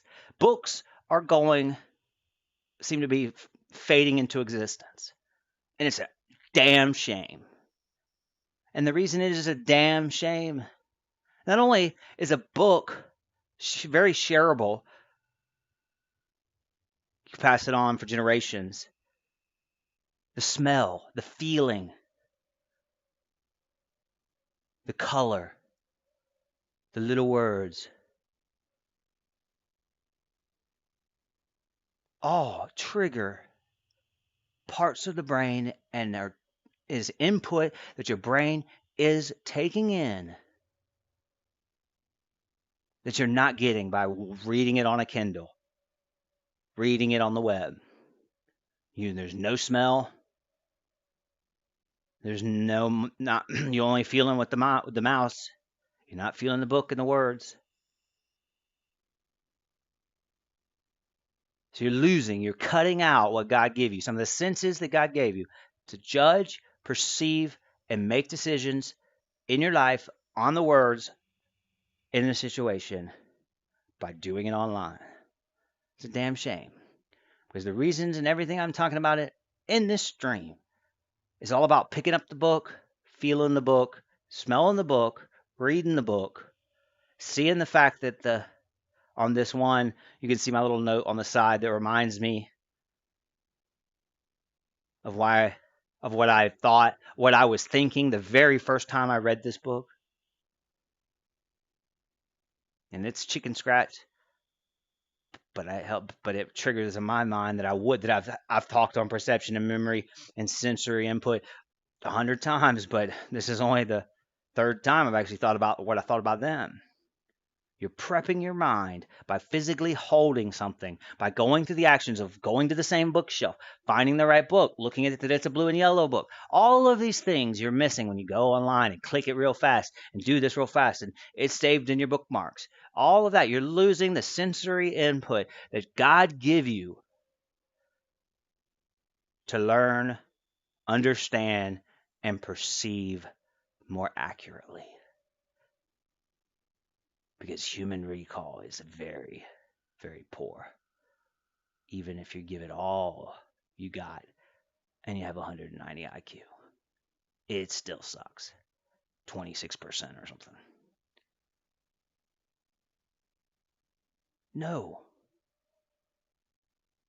Remind yourself, think before you speak on someone, because you don't know. It's not possible to foresee the consequences of your words on these videos and on this platform. It's impossible. Once it's said, you can't take it back. So do all you can to remind yourself and know before you speak what you're going to speak about, how you want it to be intended, and what you're going to do. And that video that I did make, I don't know, was it last Friday? I don't know what day it was. Yeah, not yesterday or 2 days ago now, but Friday before last, I guess. The video I made, I said some things that were not fair. I said something, I was triggered, and I was tired of seeing the same person doing the same actions, having the same consequences on people they didn't intend to hurt, aren't intended to continue to hurt. But they're still exhibiting the same behavior, speaking on what they don't know about, and hurting people that don't have a voice, don't feel like they have a voice. Because they're easy targets. And they're drunk. But still, I'm no better. I've made my mistakes. Pat, Kelly, kettle, black, fupa. Ridiculous. But I'm not out here on heroin, on drugs, lowered my inhibitions for hours and hours and hours, speaking people's names and singing hateful songs and calling them evil names, making judgments and hurting people.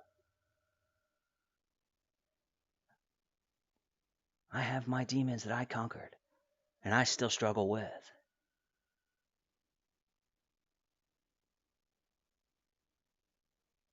I got no problem with no alcoholic or drug addict or narcissist for that matter. But if it's the narcissism, the drugs, if it's the alcohol that causes people to continuously do what they know is wrong, to do what they wish they hadn't done, then the alcohol is the problem. It doesn't mean I'm better than the alcoholic, or that I shouldn't speak on it when I used to do the same things or do the same things. No.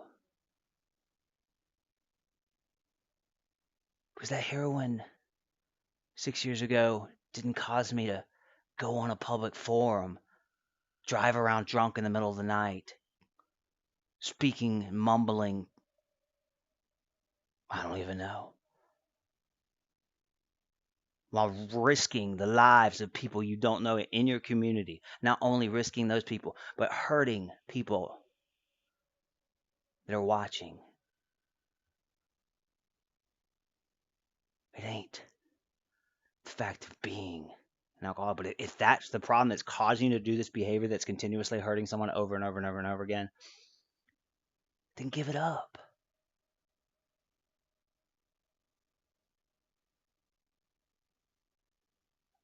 You can't give up narcissism, but you can seek therapy. You can stop making videos, stop creating content. Give yourself a little come to Jesus moment by putting the bottle down, taking some time away from the platform. Because your video, you may think that you took responsibility at 4 o'clock in the morning, crying drunk. 5 minutes later to justify it and use the same manipulative abuse 5 minutes later. But yo, you took responsibility 5 minutes ago, 4 o'clock in the morning, drunk, because you were drunk, and made a woman feel like she was violated, raped through a fucking TV screen. But you took responsibility for your actions at 4 o'clock in the morning, drunk, and then deleted it as soon as it was over. But since you think you took responsibility, you did. It ain't about you anymore, bud. If the person that you hurt, manipulated, abused for a year doesn't feel like she doesn't feel like you took responsibility for your actions directly against her, calling her out by name, saying the most awful things she's ever heard towards her from someone that she used to care about, you're claiming that you love her, that you do care about her, just because you think you took responsibility at 4 o'clock in the morning and then deleted it 5 minutes later, or then justified it 5 minutes later and made threats 10 minutes later and then deleted it at 5 o'clock in the morning and was only on for 2 hours. Maybe she saw it, maybe she didn't. Doesn't mean you actually did take responsibility. You tried to make amends for your actions. All I see is you saying that you did. I don't know. I don't watch. I haven't watched. I don't follow it. It ain't my ideal. It ain't really my place. Am I inserting myself? Yes, I am inserting myself into that situation, Red. Because you've continuously used a live stream and your channel and your platform and your voice in front of people that the both of you are mutually friends with, connected to, and you've continuously threatened someone that does not have the same voice as you. Did you mean to some situations? Was it perceived in different ways than it was intended? Did you try at one point maybe to be accountable, take responsibility? I believe that. What I know from a woman crying to me and telling me not to make a video, not to say or do anything, did that on my own. Another chance or attempt by the wonderful, not dirty, not troll, Fupa, to paint a false narrative that me and Dizzy did it together. No, Dizzy told me not to do it. Dizzy didn't know that I even went live. That's why she wasn't in there to stop the trolls that were making lies and trying to create a false narrative. She wasn't in there for most of the stream because she didn't know. But Red, I ain't got nothing against you, man. I don't. Everybody deserves a chance to make amends for what they've done and what they've said and the mistakes they've made. We're all sinners. Things are always perceived in ways that we didn't intend. Things happen. Life sucks. Pay taxes. Piss someone off we didn't mean to, and then we die. I get it. I'm no better. But it ain't about you and what you think you have taken responsibility for. Until the person that you manipulated and hurt and abused feels there's enough closure and feels you have done those things. That's when you have done it. Because it ain't about you anymore, bud. It wasn't about you or it wasn't about her when you said those things. So now it ain't about you at all. What you think you've done, what you think you've said, what you think you tried to make amends for. Because all I see is threats, continuous present day threats.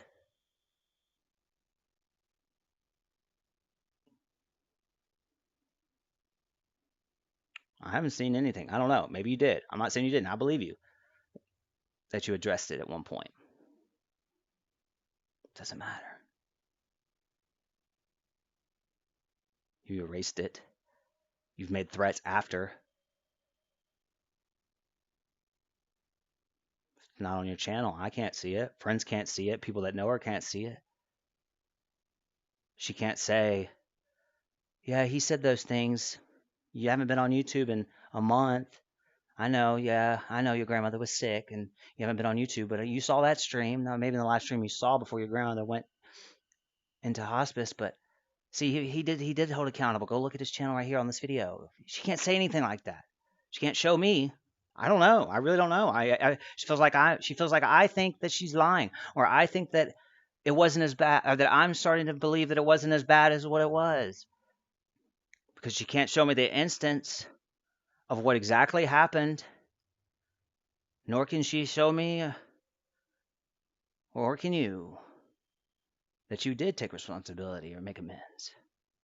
Because we can't control the perception. We're only given, even when we try our absolute best and we make a video, and on it, it's a bullet points of the video going throughout the entire thing, and someone's trying to teach you what A, B, and C are, and they go through it and give A is this, and B is this, O, and C is this, O, and A is this for these 3 reasons, and give you a freaking bullet points in a PowerPoint presentation. It is still very difficult to take that little information based on our own thoughts, our own feelings, our own perceptions and experiences, and still understand and receive it the way it was intended. Because there's so little information, and the feelings of the pain is so strong, and you're seeing red, and all you can think about and all you thought about every single day is red. I'm saying seeing red at this point. At that point, the last times I said the word, I was not speaking of your name, bud. But I'm saying she has to deal with the thoughts of the situation every day. You may have moved on. You may have thought you took responsibility, but it's caused her pain every day since. That was 5 weeks ago.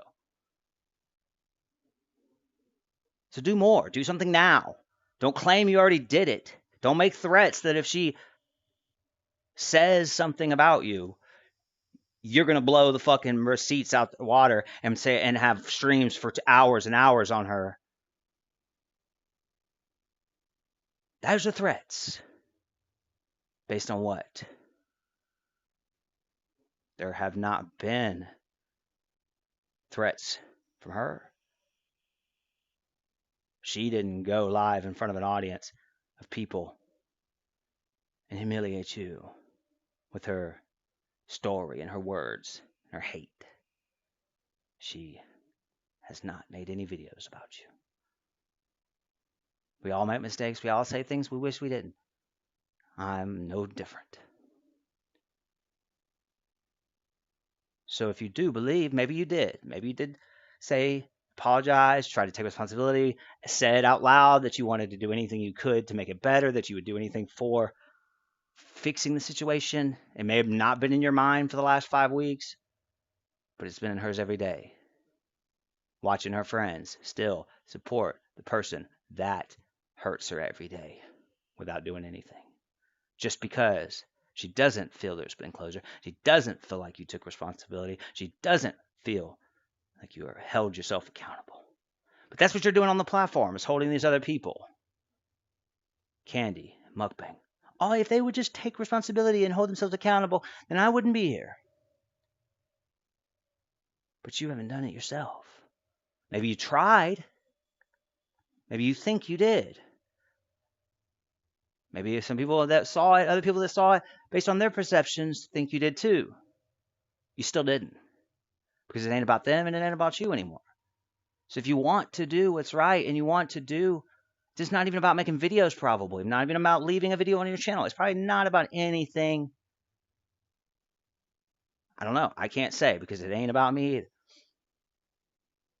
But when we hurt people, intended or not, and we feel some remorse and we want to make it right and we didn't mean for it to go as far as it did and we shouldn't have said the words that we said and we shouldn't have done this and we shouldn't have done that, no matter what the reason is. The only way to make it right, to make amends for our wrongdoings, is to do what's necessary, even if it takes time and time again, to make the person that we hurt feel like we have done those things and done whatever it is they need to not have any more pain on the situation. Ain't about us anymore.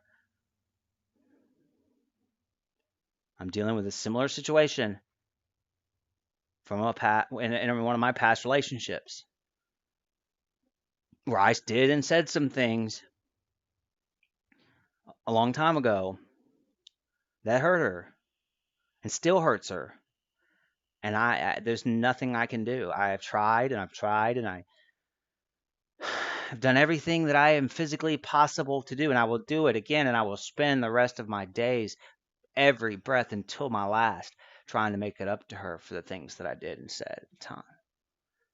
But it ain't about me, so I will continue to do that, and I will do it to my last breath if that's what she needs, to not have any more pain.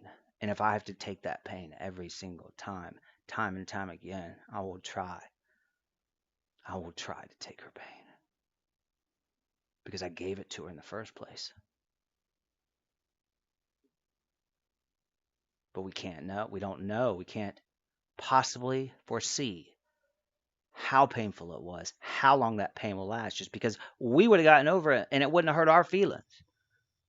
You can talk about my heroin. You can talk about the way I speak, the way I dress, the way I present myself. But I don't hold shame for what I do on the platform. So you can say whatever you want to say, do whatever you want to do on the platform about what I do on the platform.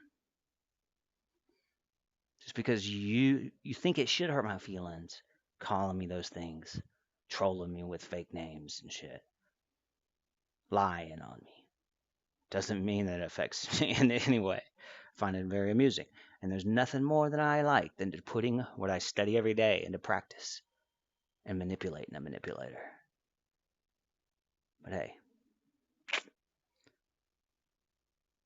it just ain't about us anymore, man. That's the only thing that I meant to say that night. The only thing I wanted to say, but I did go live, triggered, said some things that weren't really fair. So that's why I took it down. Because, not that the things I said weren't true, not that, I mean, preserve the things that I said. Most of the things that I said were accurate, based on my perception and a lot of others. A lot of things you should put down the bottle. I mean, you shouldn't be driving drunk on live streaming on YouTube, staring down at the steering wheel, driving drunk, can't even speak a freaking English language. No. I mean, but still, me making that video is not giving you, is basically attacking you and not giving you the opportunity to do what's necessary to fix the situation. So I took it down right after. I was never intended to humiliate anyone or hurt anyone or say, I mean, that really wasn't the intention in it. I don't even know if it did. I don't think it did that either, but it's just to give someone a voice that feels like they have none, that feels pain and humiliation every day from another's actions. They continue to go on the platform and make threats and claim they did this and did that and made amends and apologize. It doesn't matter. The person that you hurt doesn't feel okay and accept. Maybe they never will. Maybe they're not listening. Maybe they never listen. At some point, there's never going to be a resolution to the conflict. But if you do care, you do love, like you claim, Red, making threats is not okay. You need to address the situation over and over again, just like I have to do with my ex as well, for the pain I caused her, because she still feels it 2 years later. And I can't do anything about it. I've tried, and I will continue. Because it's not about us anymore.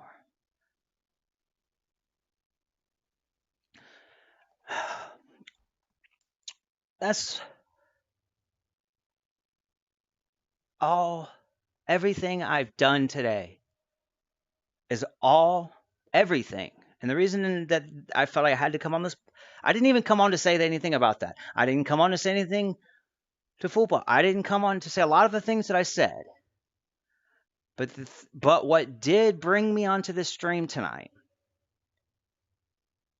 is what everybody struggles with, what everybody is ignorant about, what everybody needs to realize and and think consciously about it before they act, before they speak, is you are perceiving,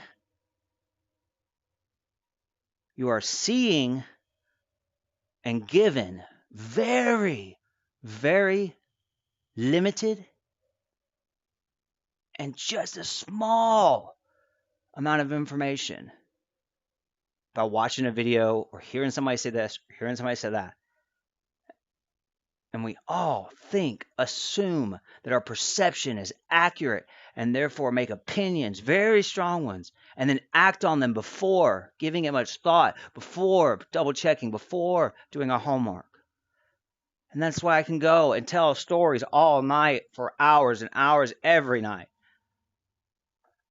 on how this one realization, this one understanding,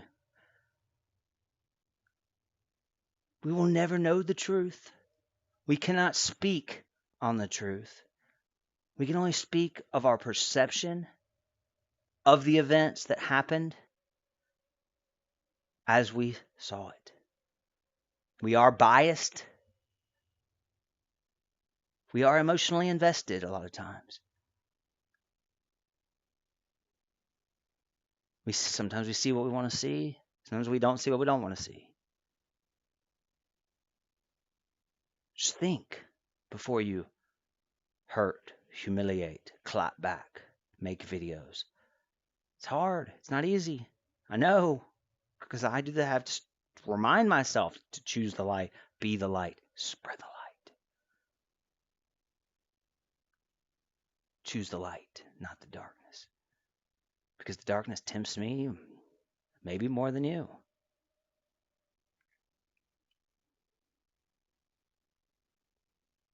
That's all we can do is learn, adapt, and do our absolute best to be better tomorrow than we are today. It's a dark world, yes. Seemingly dark world. Based on our perception. Nothing, I repeat, nothing in this world has ever happened to anyone outside of their own mind.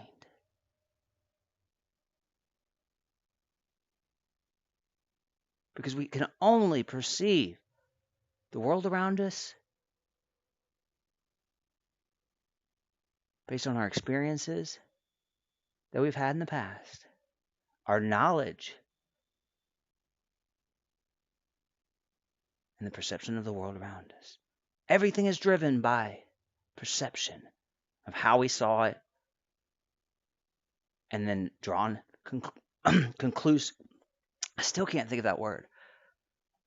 Conclusive. Right now I'm thinking of conclusive, which is not the same as conclusive. Conclusive, we consider that perception conclusive evidence to make a strong opinion about facts, about the truth, and it's enough to go and attack someone.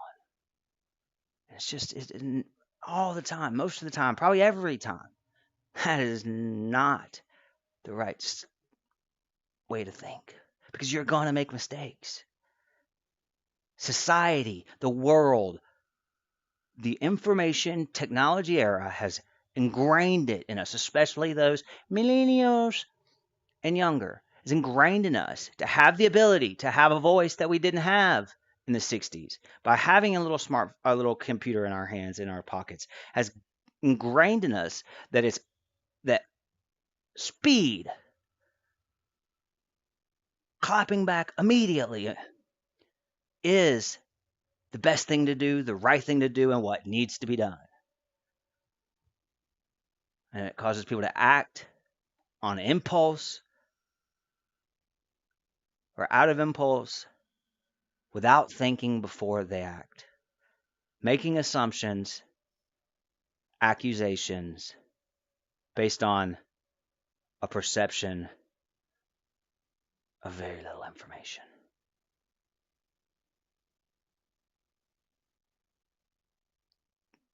Humanity is losing its humility.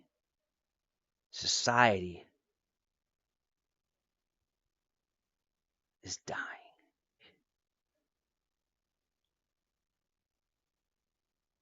We may be human-like, just like Kevin Gates says. I may be human, but I'm not a human being. Or I think that's what. No, I'm a human. I'm a human being, but I'm not human. Or I'm human-like, but I'm not a human being. Whatever he says in that song. We may be people breathing, but we're losing what it is to be human. Forgiveness, understanding, compassion is dying. And it's seems so rare these days. Be kind. Somebody may be evil and say the nastiest, most vile things about other people and tell them to choke and die on their hot dog and all kinds of just crazy, nasty, vile shit. But saying nasty, vile shit back to them is probably not the best choice to actually get what you claim. Well, not just you, Red, but what a lot of people claim, that all they want to do is have this person be held accountable. All they want to do is give someone back what they gave. But you're probably not going to accomplish. You're not going to change that person by being vile back to them. Hate cannot, will not, never has casted out hate. Only love can do that. Darkness cannot cast out darkness. Only the light can do that. Martin Luther King, favorite quote of all time. Choose light. Choose the light as much as you can. You'll never choose the light every single time. We never will. None of us ever will. But the more you remind yourself and tell yourself, I'm not better than you because I tell you to choose the light. I'm telling you to choose the light, be the light, spread the light, because I've already told myself that 500 times today. To fight off my same impulse, my same desire sometimes to tell the woman she shouldn't eat a hamburger because she's fat. She eats a salad. When I don't know what the hell I don't know this woman from fucking Wilma Peen. What did I say? Wilma Peen fit. Well, Wilma may be making a living on being fat, eating pizza in front of the camera. She is probably happier, more successful than I am. So I would have no reason to speak on that. This trigger culture, this call out culture that is rampant on this platform, and cancel culture that is society as a whole, global, worldwide, has become, is scary and frightening. Because we are human. We've always survived on giving our neighbors bread. Even if you had to throw it out to PETA in the rain, still giving him that piece of bread may have given him, the next day, feeding him. Whether it's trash or bird food, still, that kindness, that generosity, that willingness to help and be kind and show compassion is what we are and who we are as humans. This call out culture of having to call people out. And I'm just as guilty. Obviously, I call out people on my fucking channel, on this platform. I get it. That's why I speak on it, because I know what to speak on. Oh. I mean, for real. As I do it, I experience it. I'm here, doing the same thing. You affect one person in a positive way, you pay it forward, be kind, and one person every day, one person in your life has an aha moment and changes their life based on your kindness, generosity, and compassion, forgiveness. That person's life is changed forever. The butterfly effect. That's how you achieve world peace, forgiveness, compassion, kindness, generosity, love, light.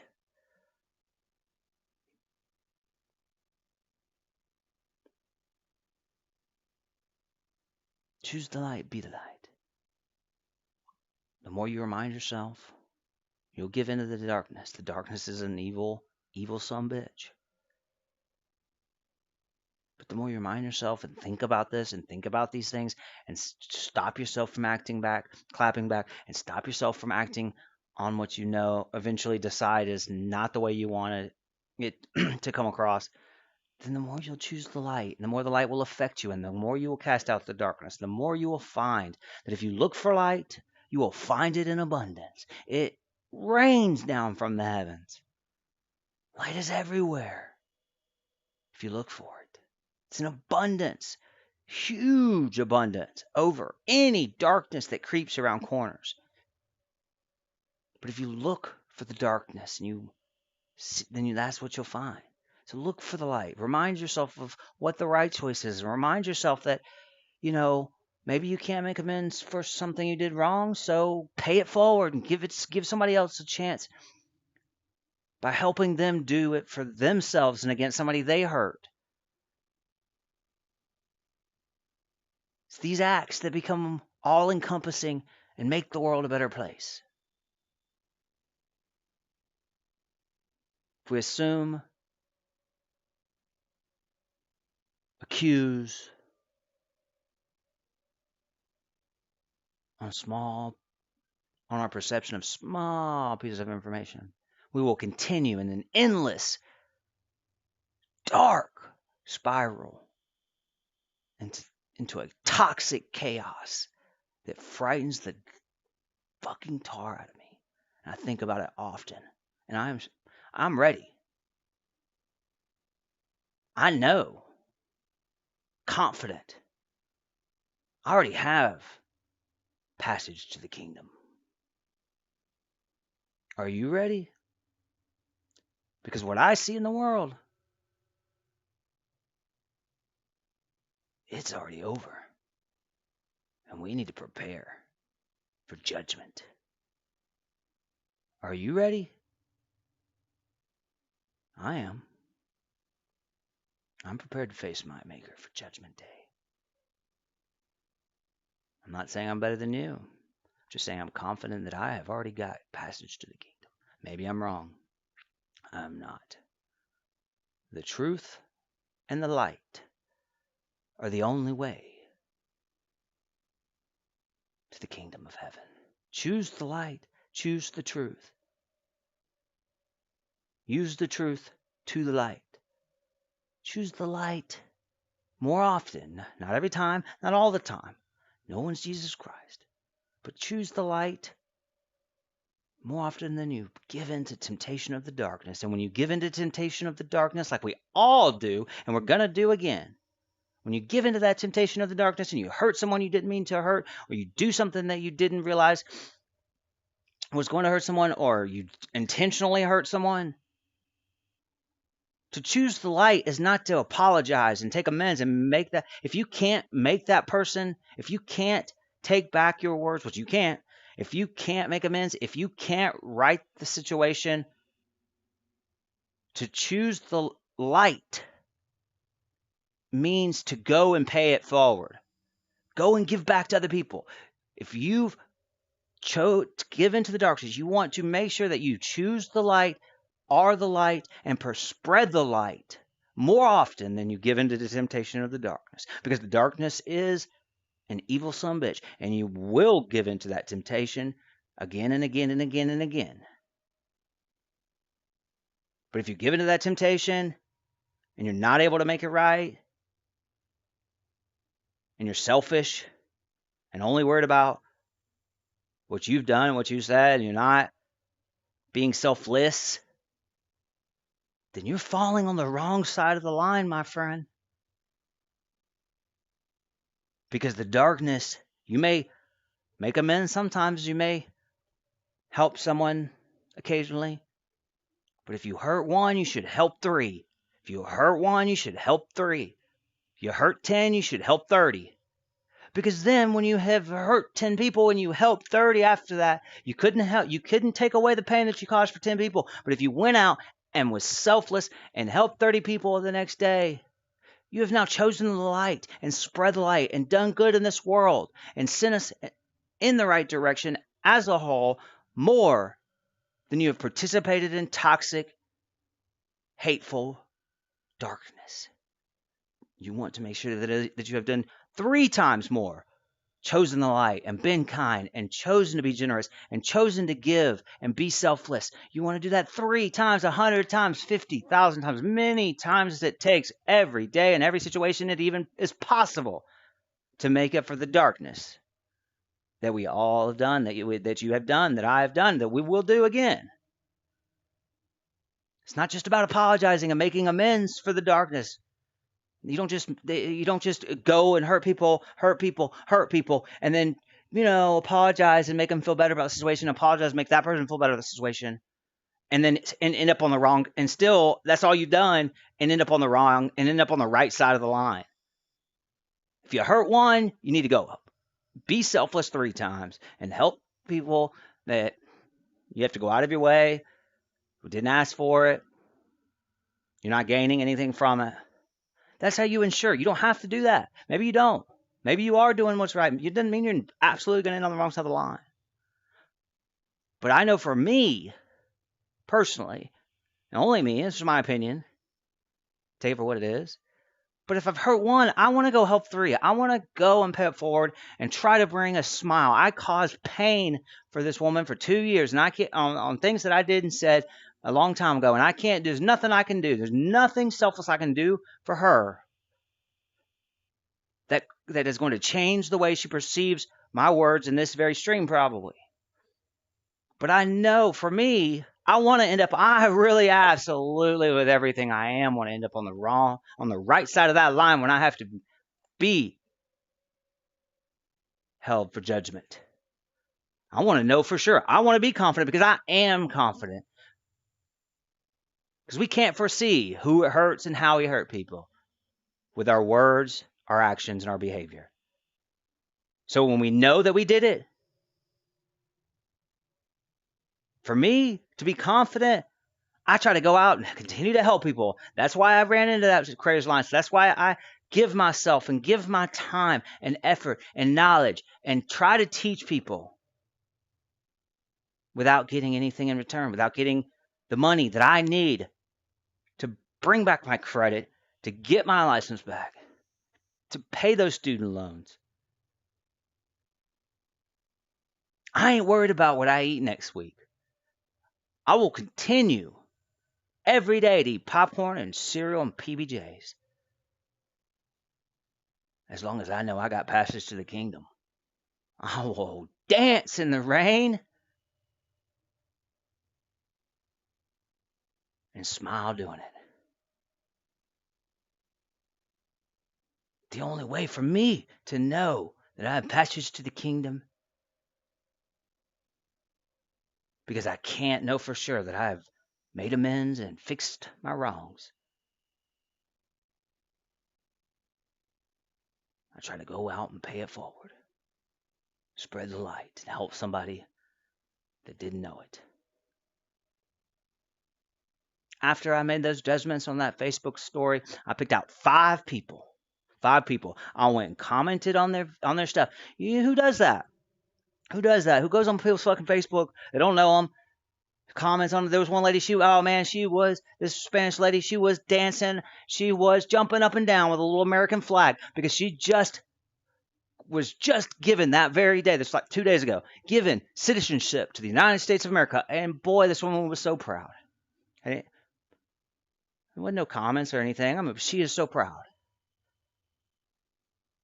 So I went out of my way to congratulate this woman, to tell her how humbling and proud I am that she would want to, and that she is so excited about to be a citizen when I have taken that for granted for my entire life. And she was moved by it.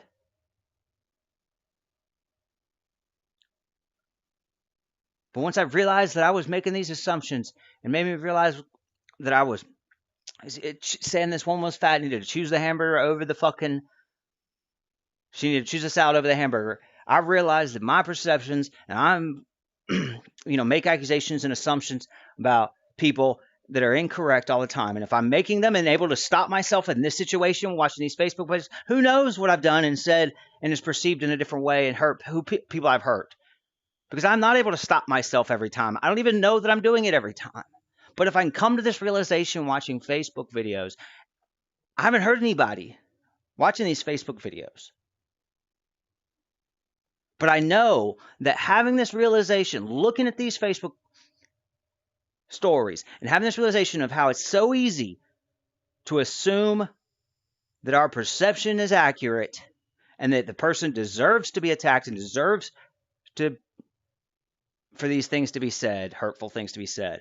If it's so easy for me to have those thoughts, then I came to the realization that I've done it in the past without even knowing it, probably the day before. And when I had that realization that I've already done it without knowing it, I chose 5 people. I didn't choose the next 5 people. I went through person after person, story after story, and found 5 people that I felt my words, my sincere compliments, my sincere chants, my words with sincere intent to pay it forward. I chose 5 people that I felt like I could make a difference in their day. And I gave them compliments. Not like I said, I went at Lauren Jordan rocks, the woman I played at the beginning of the stream. She's one of them. By going and playing her video today and I've already told several people about that she's a musician, that she's good, tried to spread her music. She was one of those 5 people that I chose that day to help. And I'm still trying to do everything I can to help Lauren. She is a good musician. She does deserve it. But I chose to start doing that because I realized that I've done things and said things based on perceptions that were definitely incorrect. And I don't even know about it. And I've hurt people I don't even know. And I'm continuing to hurt people without knowing it. So if I come to this realization and know this fact, then I'm going to do whatever it takes to make sure that I go out and do more good than I have done bad. And it's going to be impossible because I'll never know. But if I know I hurt 1 and I go and help 3, then at least I can be confident that and when my day comes, I'm ready. And what I see,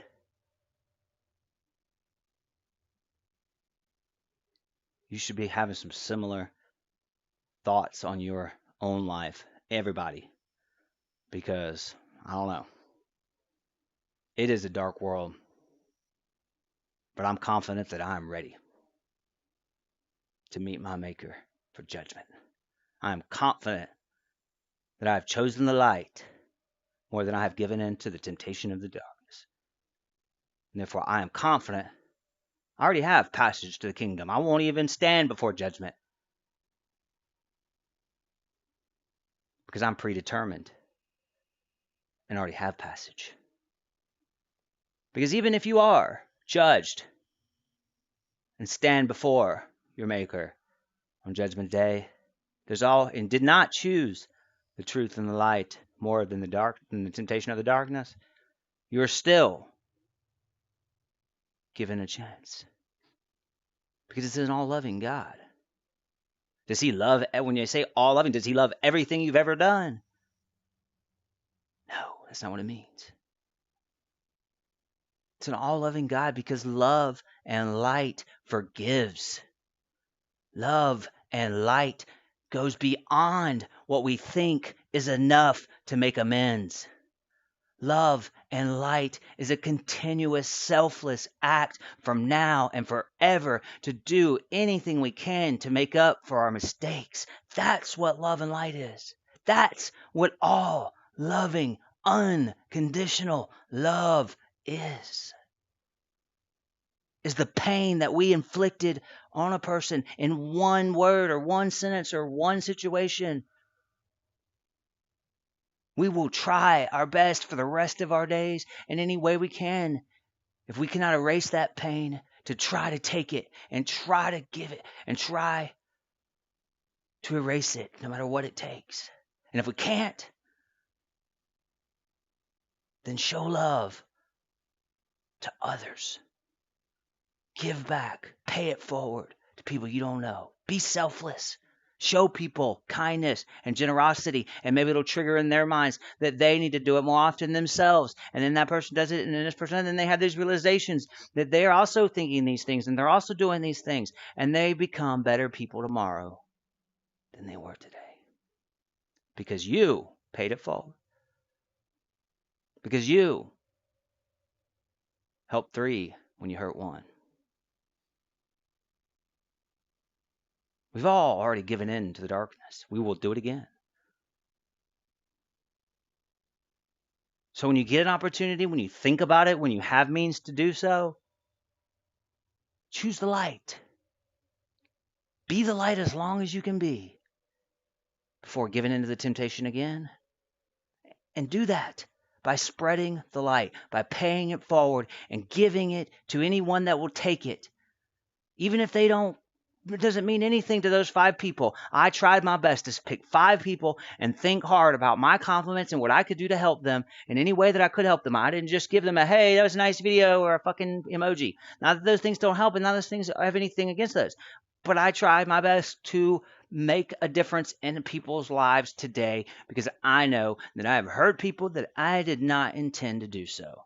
Based on the way this platform, the way Facebook, the way online world is, it is so easy to do that. I know I've done it.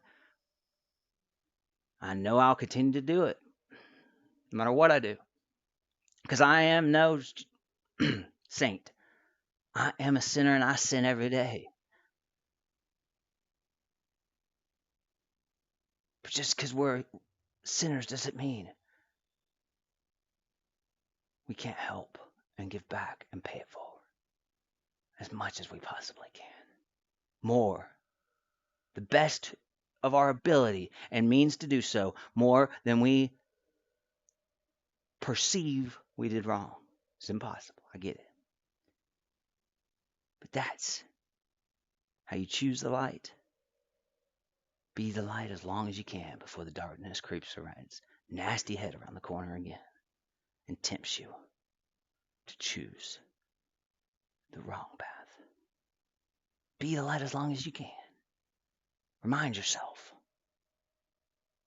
Some people put a note on the refrigerator. Some people put a sticky on their computer screen. Some people write it on the mirror when they're brushing their teeth.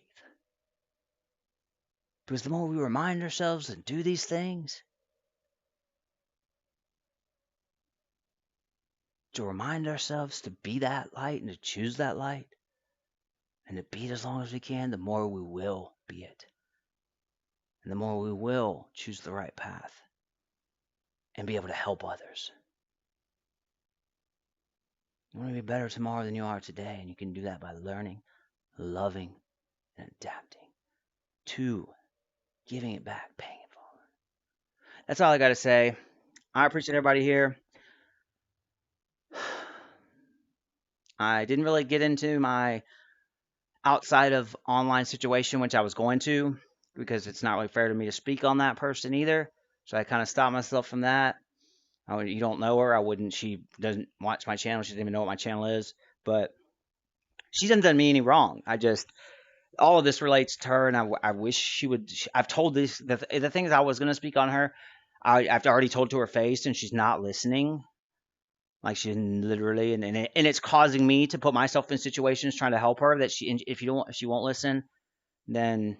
But she doesn't watch my channel. She doesn't know my channel. I mean, so I was going to speak on her, but I mean, it wouldn't have done any good, and it didn't. I don't want to add that same thing. Then I'm doing again what I set off on the stream to try to talk about as my message for tonight's stream. It would have gone directly against that, so I ended up deciding to kind of not to speak on her. I don't know what I'm going to do in this situation.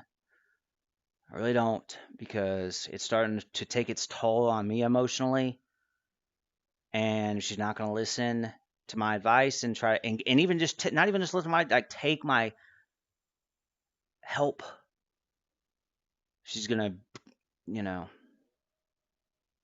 I don't know. It's starting to take its toll on me, and I feel like I'm abandoning her, and I am.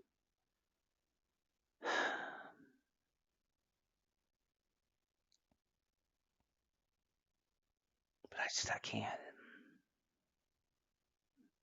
And it's starting to make term, It made me do this stream. It made me in this heightened sense of emotions and feelings, and made it my dealings with trying to help her in the situation that she's in, even though it's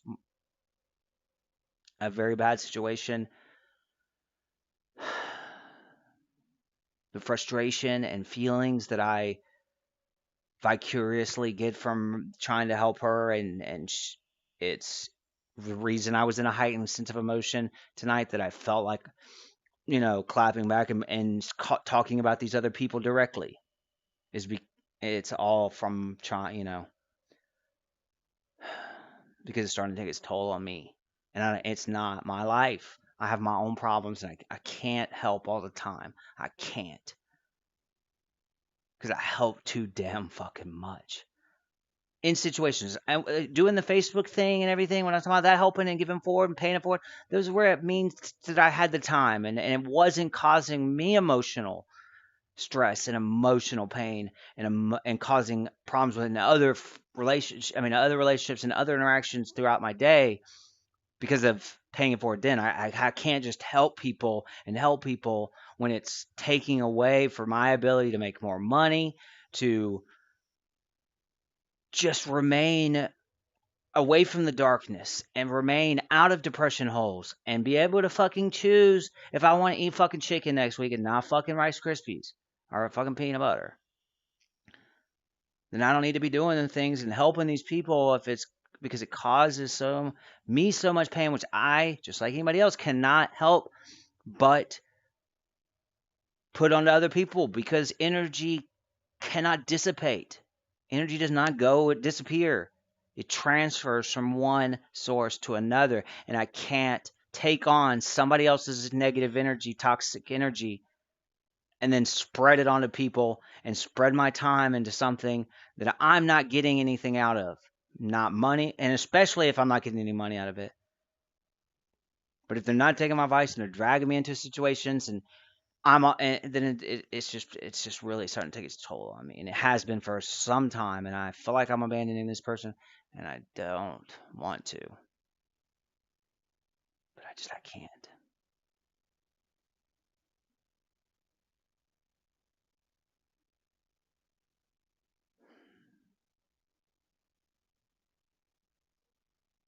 Think before you speak. Think before you act on someone.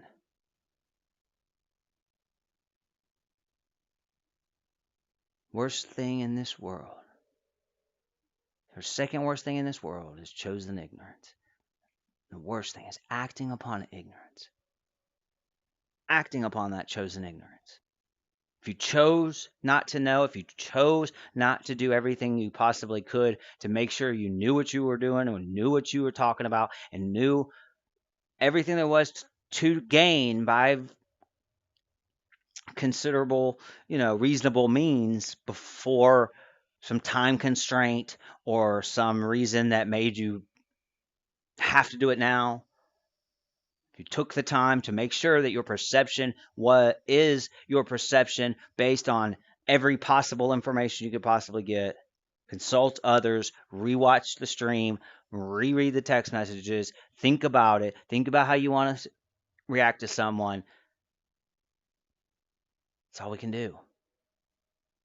But this cancel, toxic, call out culture that is rampant on this platform causes us to see, feel, and react very swiftly without any understanding, and for so many, care for the consequences of those actions that we made so quickly and so impulsively on such little information, because it is naturally a very easy thing to do for human beings. The more and more people do that, because the rise of the cancel culture and the rise of the call out culture, the more and more people globally, worldwide, that do this, the more they do it, more they do it, the more people that are doing it, and the more often they're doing it, the frequency rises. And it's sending us into a very dark, dark place. And I'm very frightened for all out chaos is in our future. And it's not.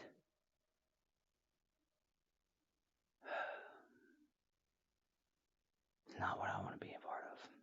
Not much you. Choose the light, be the light, pay it forward, people. Go forth into the world as the light.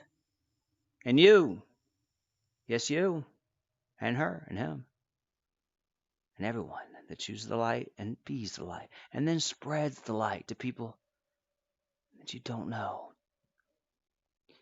You don't know if they're in darkness. You don't know if they're lost. You don't know if they need your help. But just offering it and doing what you can possibly do to pay it forward, you'll find people. You'll find people that did need your help and didn't even know it. And people that were desperately seeking in every way they knew how for help, just like you gave them. But they didn't know you till you gave it.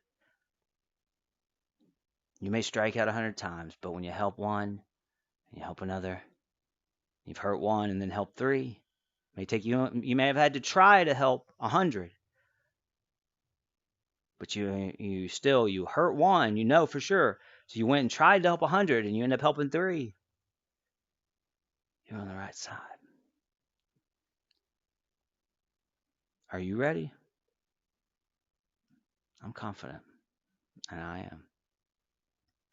Go forth into the world as the light, and you, yes, you, can guide those left in the dark.